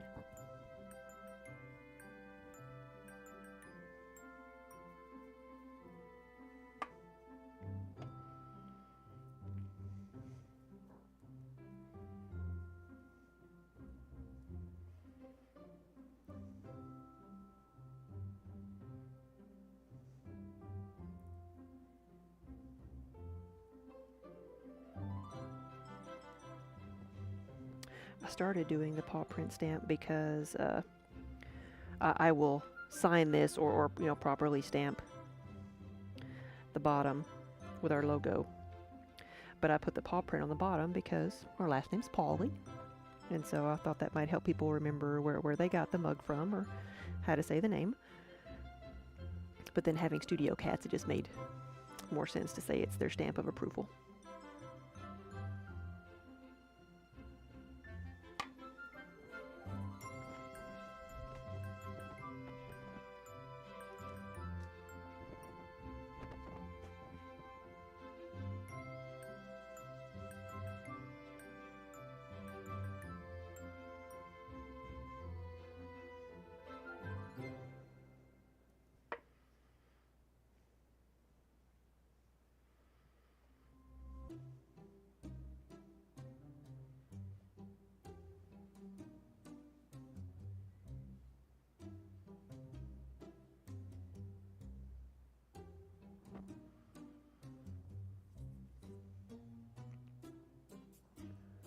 Oh, really? You went to the Shambles in York while you were over there? That's where they filmed all the Diagon Alley stuff. Nice.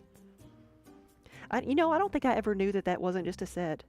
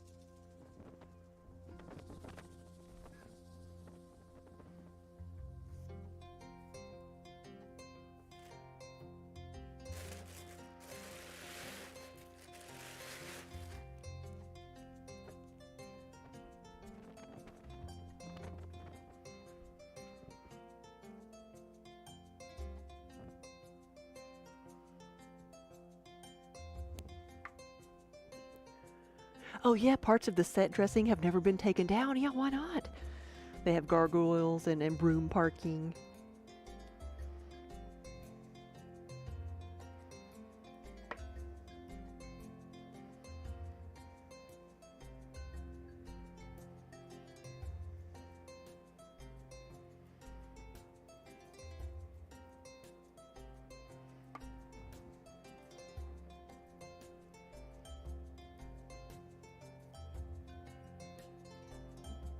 This one's almost a bit too soft. I'm like warping it a little bit, but I think it'll be all right.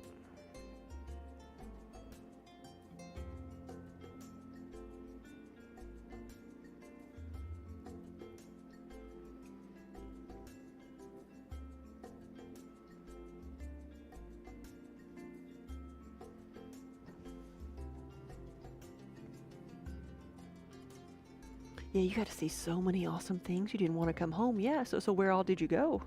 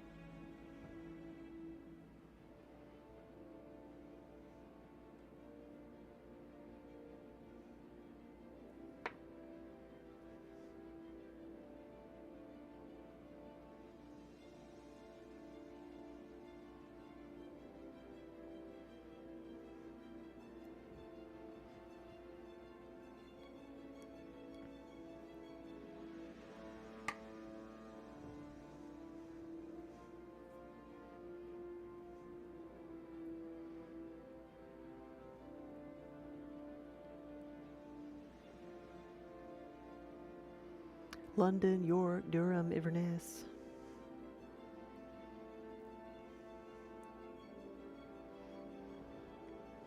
How long did you get to stay? You may have already said.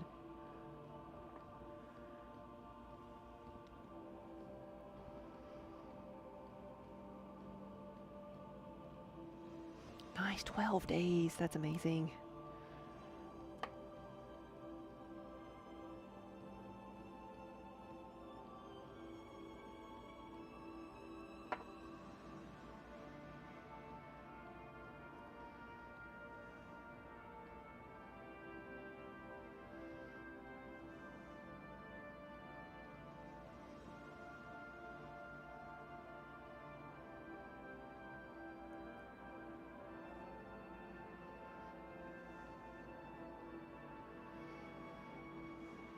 Yeah, that's like super soft. I'm not going to try to do anything with that just yet.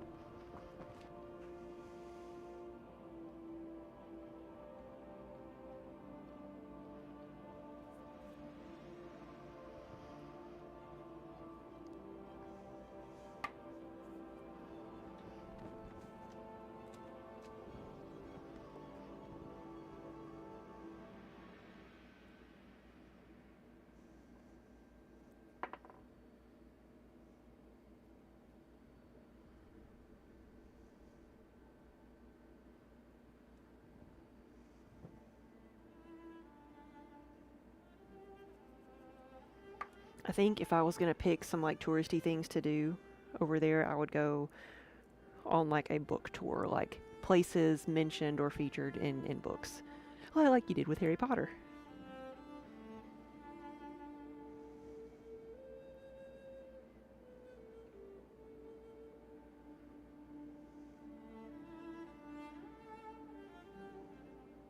I'd probably want to go to like Baker Street. Maybe do some Outlander related things. Of course, I'm sure everything I would want to do would be like nowhere near each other.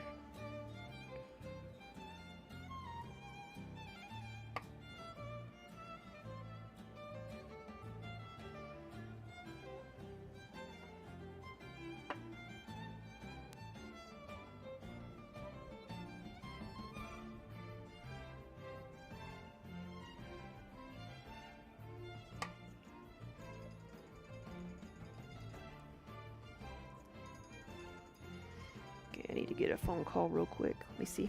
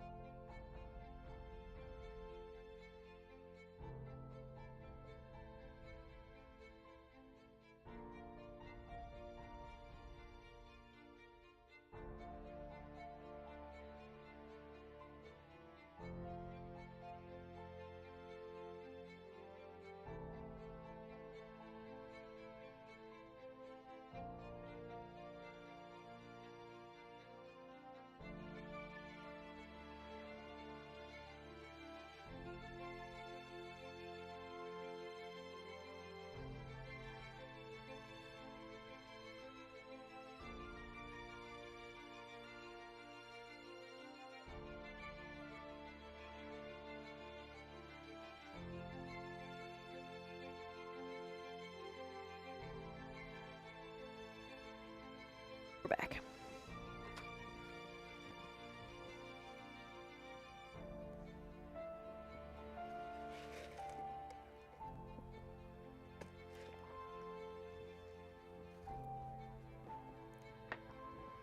So Tisket, you actually like you got to go to the Tower of London and got to meet the Raven Master. Wow.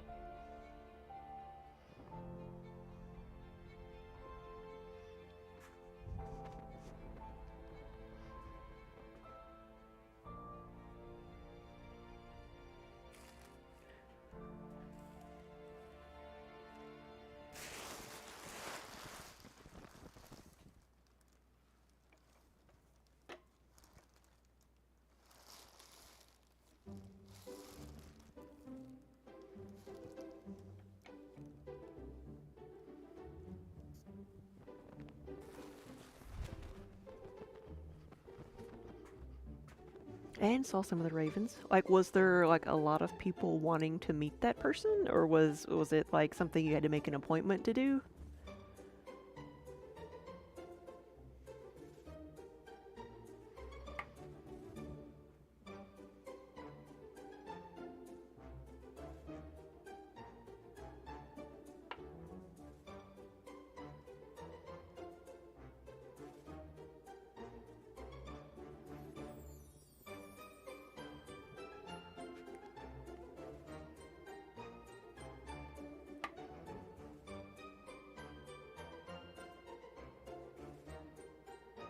He just happened to be on duty that day. Nice.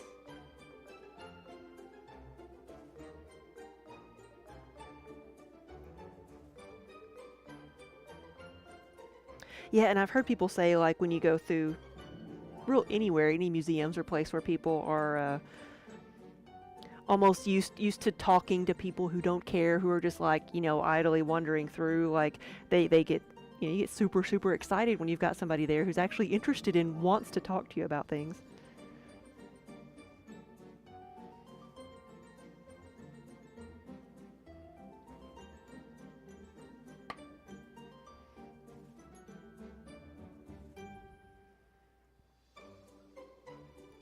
I listened to a podcast called The History Chicks, and it's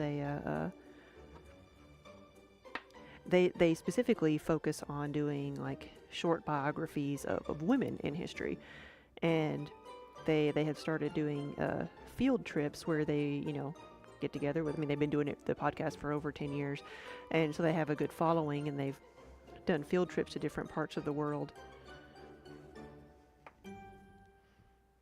And that's what I remember them talking about when they were on their field trip was like how excited everybody was that they were actually had people asking pertinent questions and wanting to talk about it.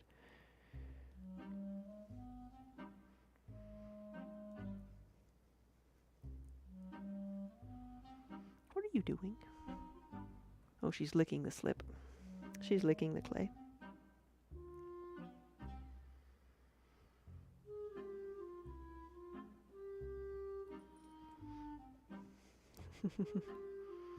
Minnie might not make it. She might lick the mug. That was her bumping the camera.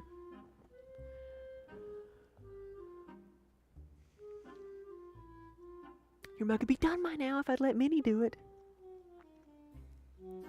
It would definitely be a different shape.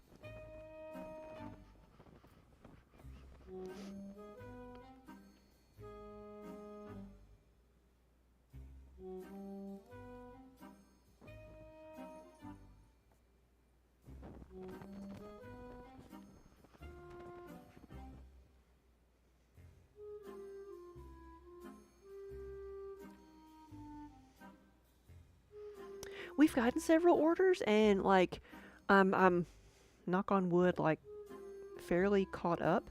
That's why we decided to do the cutoff like tomorrow for custom orders. So we're doing some blasts, letting people know, reminding everybody.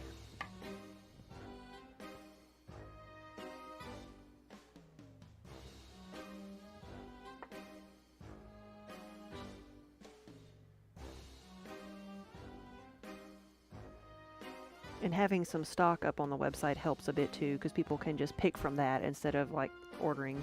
That we can ship that out immediately instead of having to make everything.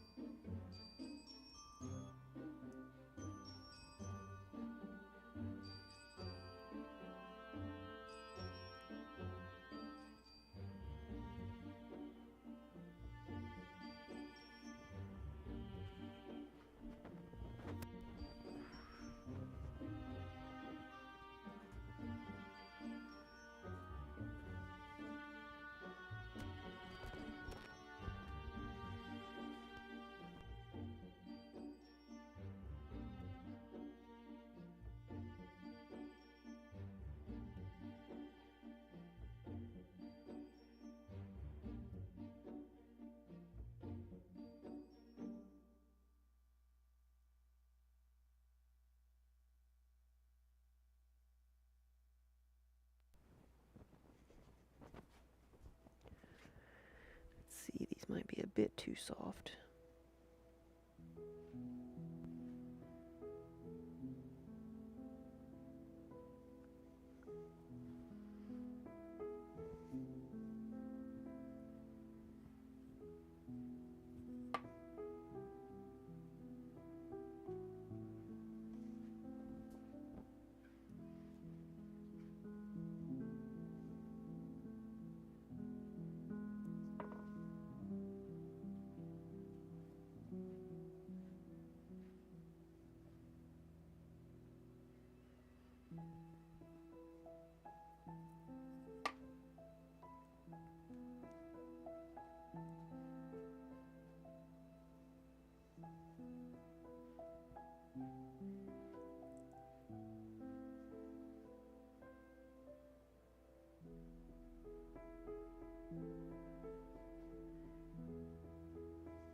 We have Accio coffee and Accio tea.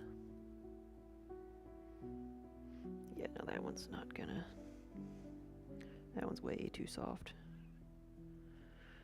And that one still is too.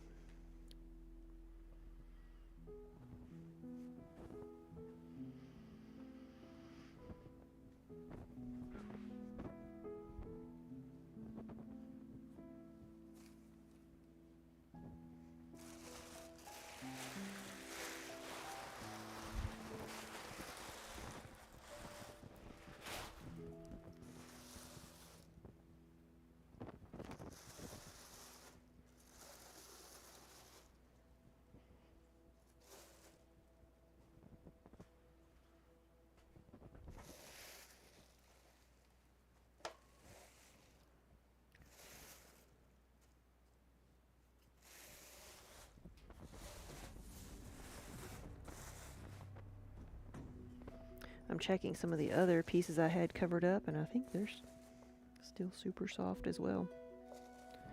There's a couple.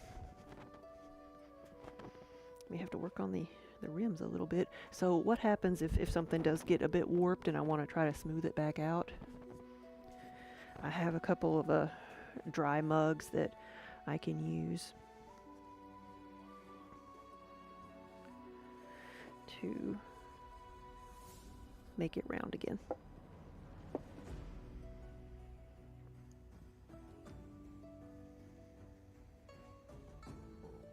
Same thing if I warp it while working with it. Too bad. Can make it round again.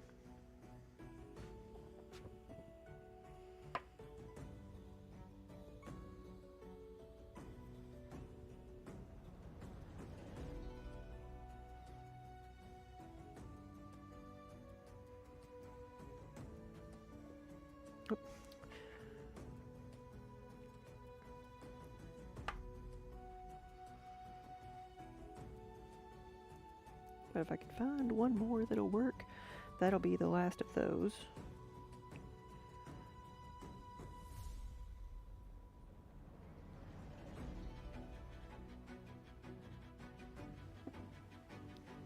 Let's do this again.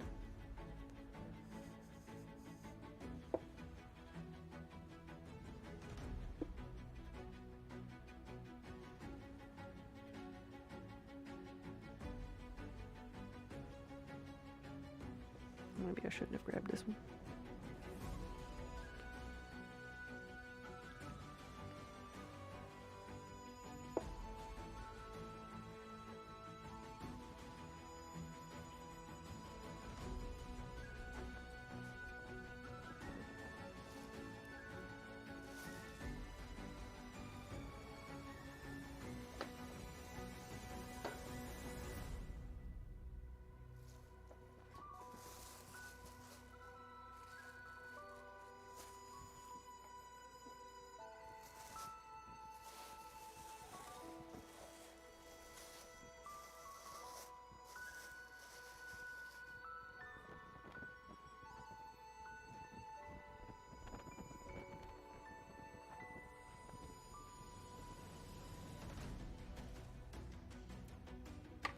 Try to do this one.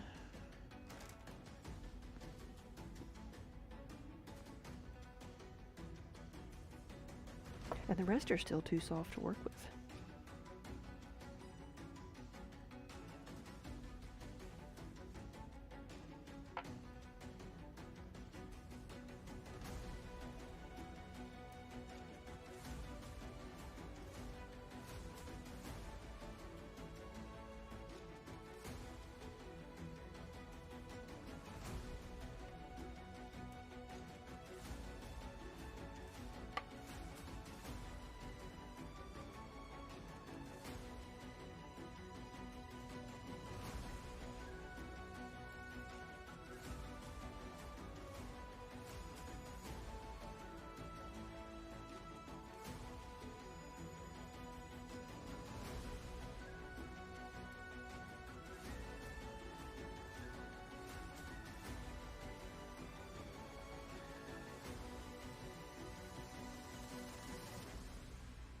we go. It says, in my defense, I was left unsupervised.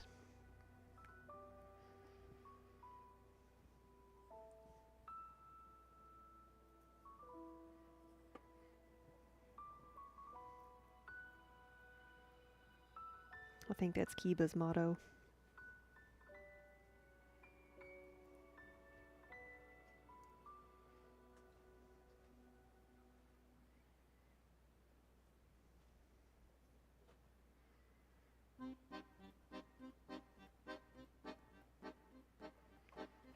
Whoop. He heard his name. He heard his name. Here he is. Hey, buddy. You gonna come flip the table?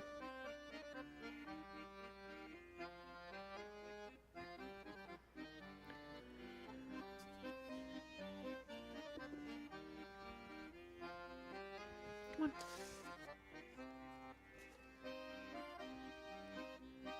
Just holding things stable till he gets where he wants to go.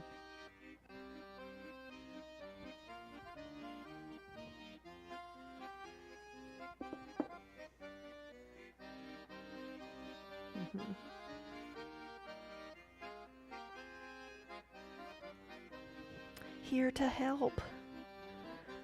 If I walk away, are you gonna flip the table?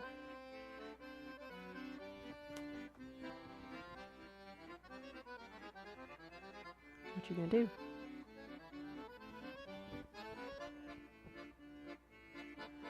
Why don't you go sit down?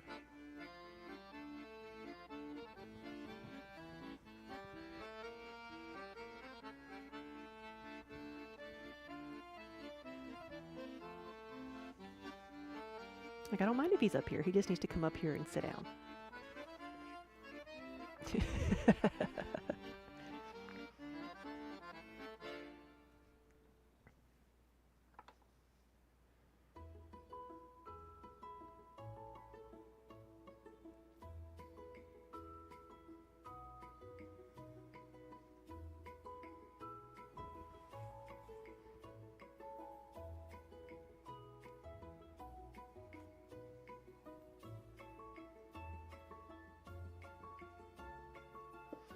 Because this is just a board I have laying on the top of the wheel. It's not like secure by any means. And Kiba's girth on one end or the other is going to flip it. Mm-hmm. Yeah, good boy.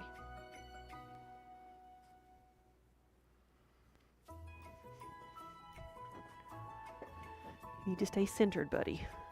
You need to stay centered. Gonna inspect them.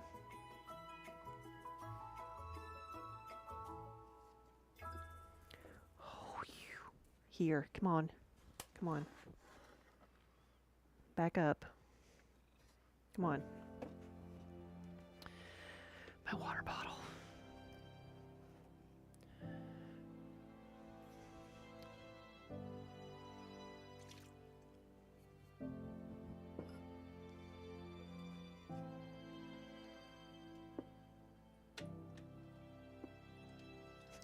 Of course, I poured it on his head. Exit the board. There you go.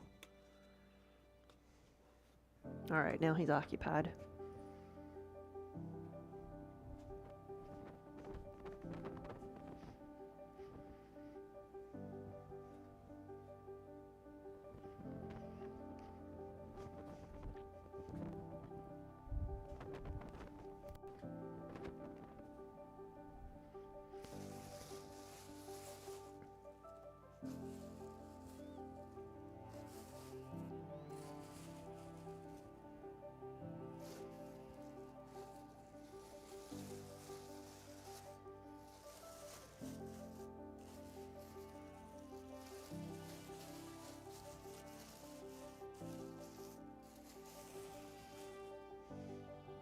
Yeah, nothing else over here is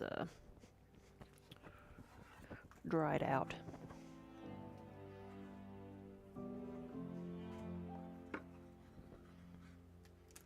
I might see about the where did I put the little bourbon cup, teacup things?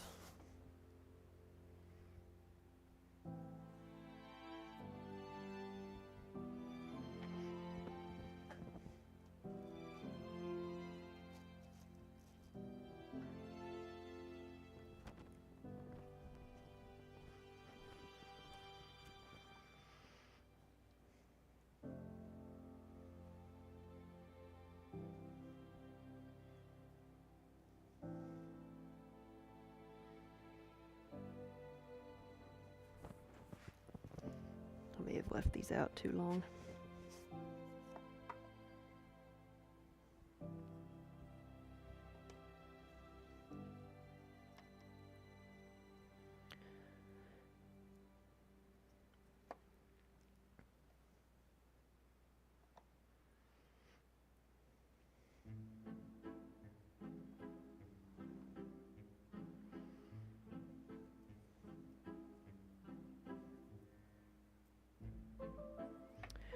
This is going to be a chocolate cup instead of a bourbon cup.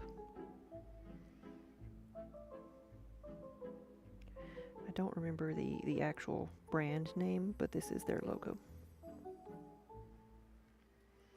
And so they wanted them to be swirly. Kiba. Just don't step on it, please.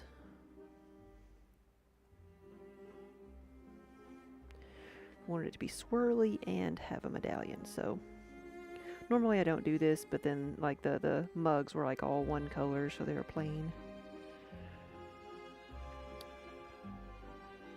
Thank you, buddy. You're helping. Not really.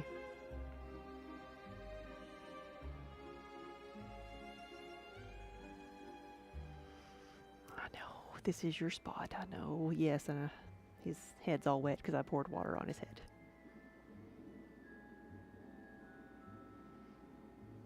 I'm gonna move this away so I can level it out.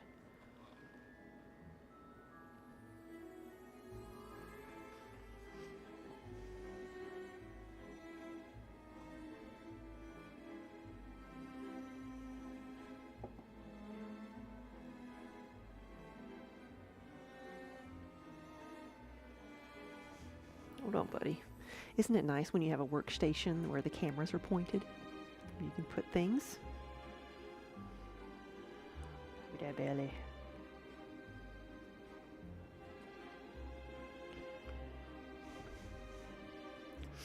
Now it's stuck to your foot.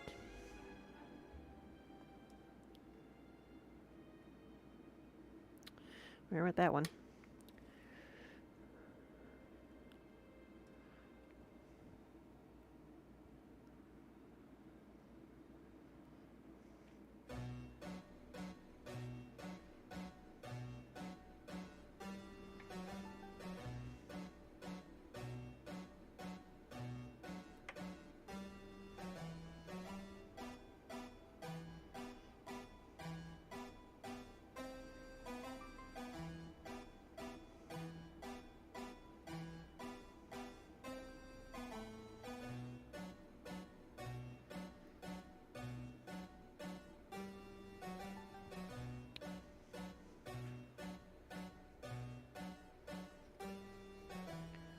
These are really, really soft, so that's why I'm needing a bit more support.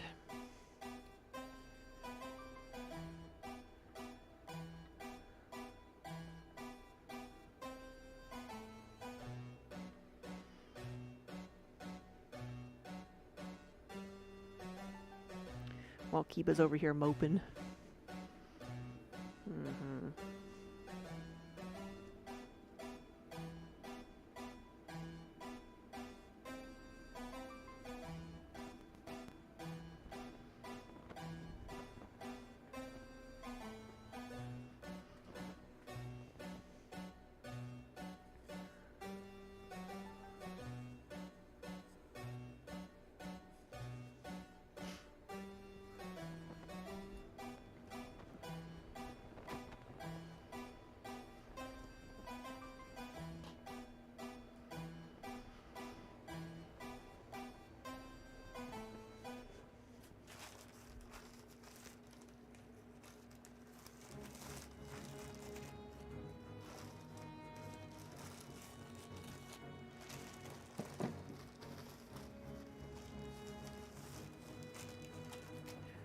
Okay, got that covered up. I'll cover this up.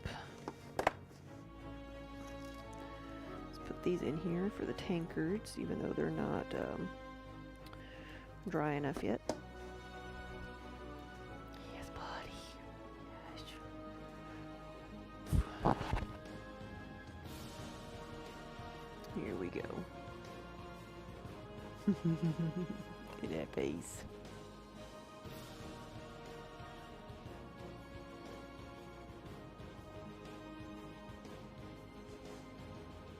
That is a happy face.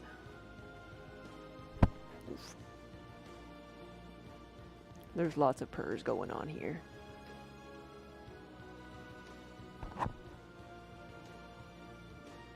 So for the rest of the pieces that I need to assemble, I'll just let them, I may move them from the cart into a box just so they'll be easy, more accessible. And then put them together tomorrow.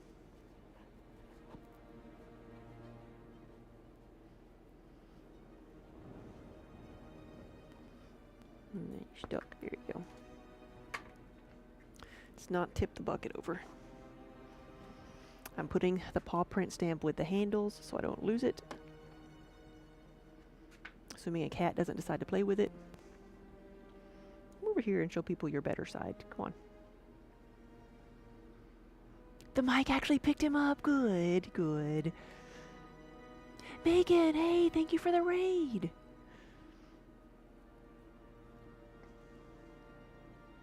We've been flooded. Kiba should be happy. Oh, I'm sorry I stopped. Hey, Megan. Ooh, we got a spot. We got a ticklish spot. Will the box that I put them in absorb the water in the pots? No, actually, it'll be like a plastic box, like a Rubbermaid box, storage box, and they will keep the pots from drying out for a little bit. So I would put them, like, I don't know if the pots, if I leave them on the cart just covered in plastic, if they'll last another day. So I would put them in the box just to keep them soft. So it probably sounds like the opposite of what I wanted. They're too soft to work with right now, but I don't know that if I left them out another night, if they would be workable in the morning. So I'd want to maybe leave them out for a little bit and then put them in a box just to kind of keep them at a certain state until I can get to them. Megan, oh, your Artemis was helping you on stream today too. Yes, helping, yes. Kiba just showed up.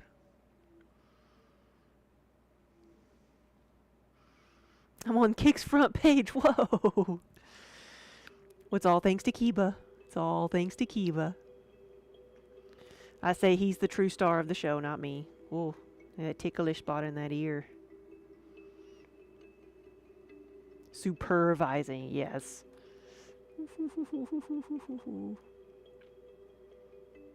All right. There's no more pottery. It's just cat petting stream. I know that will disappoint everybody. I'm going to get some of this stuff out of here that I've just let fall in the cracks, and we'll take Kiba for a spin. How about that? Adamika, hello. Thank you for letting me know. That's awesome. We are on the front page of Kick. Here we go. We're ready? Ready for the pottery wheel? Here we go. Kiba will usually let me do just about anything as long as I'm petting him.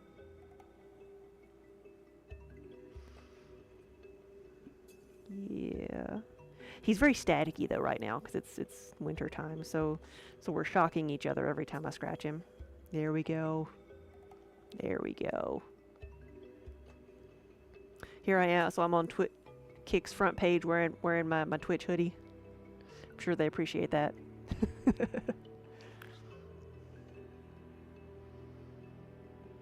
Oof. Oh, nope, you're done. Okay. You do not get my tea. So you see the close-up of his tail.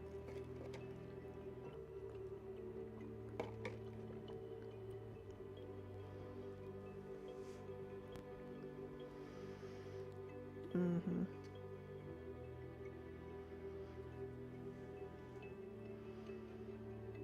Cat, you do have a one-track mind.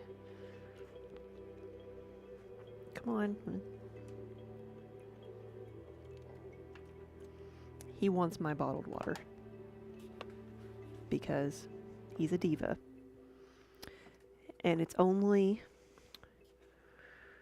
Kiba has, like, his favorite water is drinking out of a puddle outside. It's either drinking out of a puddle or my filtered bottled water. There is no in between. I think he forgets it's there. He has 2 more water bowls in the building, and usually, I mean, they're filled up in the morning. But I think he forgets. Maybe this is his favorite. I actually made him this bowl because, not for him, but I used him as the model. I was asked to make a raised bowl for a French bulldog, and so Kiba's like roughly French bulldog sized, so I used him as the model and kept one for him.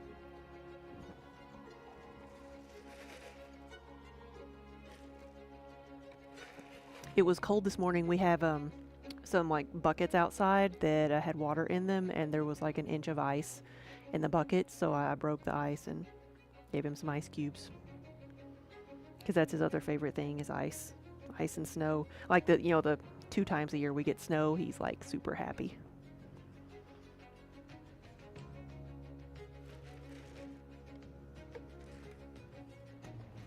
Megan, if you're still here, what were you doing today? I'm sorry, but I know you probably need to head out.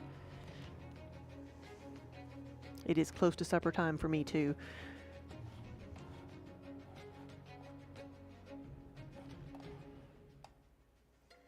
What you doing? Come here, I'll help you get down. Come on. Here we go. There we go.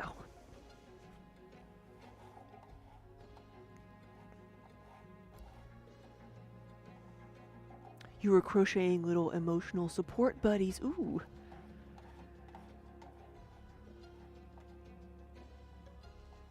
You know, I call, so Wonder Hamster, who's Daniel, my husband, I call him sometimes my, like, emotional support extrovert, because, like, he's the one who talks to everybody. Where did she come from? Minnie? I just saw her behind me there jump down. I guess she came from the other side of the green screen. They're small buddies that fit in your hand, yes. I call him my emotional support extrovert, or, you know, it's evolved to the emotional support hamster. So I found a t-shirt last year that I got him that said emotional support hamster, and so he loves that.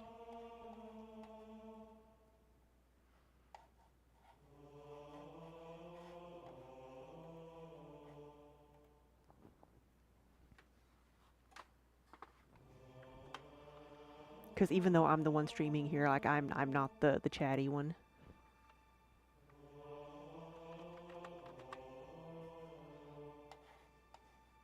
As y'all can tell, I don't do a ton of talking while I'm here. But now I'm seeing who else is on. Yeah, get some dinner! I'm about done here too.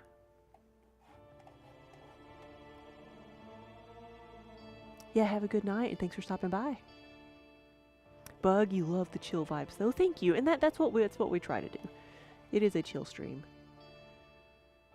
I say it's hard to be like angsty and super hyper when I'm trying to like make things angsty or super hyper.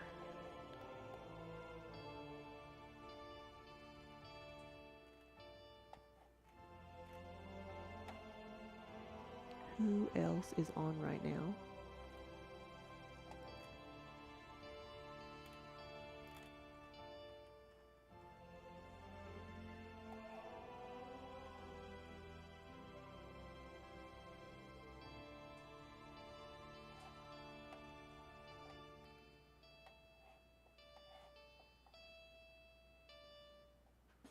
Positively Crafty. Let's go see what they're working on.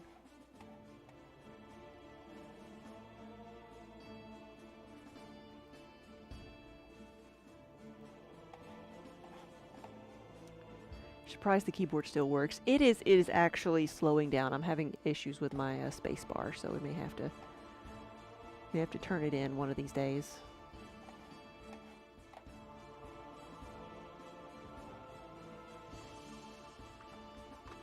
But most of the buttons work. See, here we go. Ah, it worked. It worked. It worked that time. I have to be forceful with it.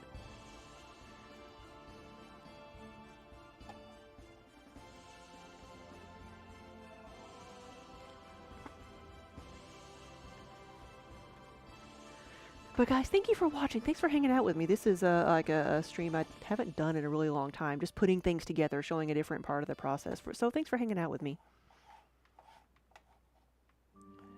Aren't there transparent covers for keyboards? Where's the challenge in that? If I get another one, I'll probably have to do something like that. So we're going to go see Positively Crafty. Guys, have a wonderful evening. I probably will not be here tomorrow because I'm going to go to a cookie party. I'm going to go eat cookies all day. And but I should be back on Friday. So have a wonderful evening. Good rest of your week if I don't see you again. And I'll have a good night.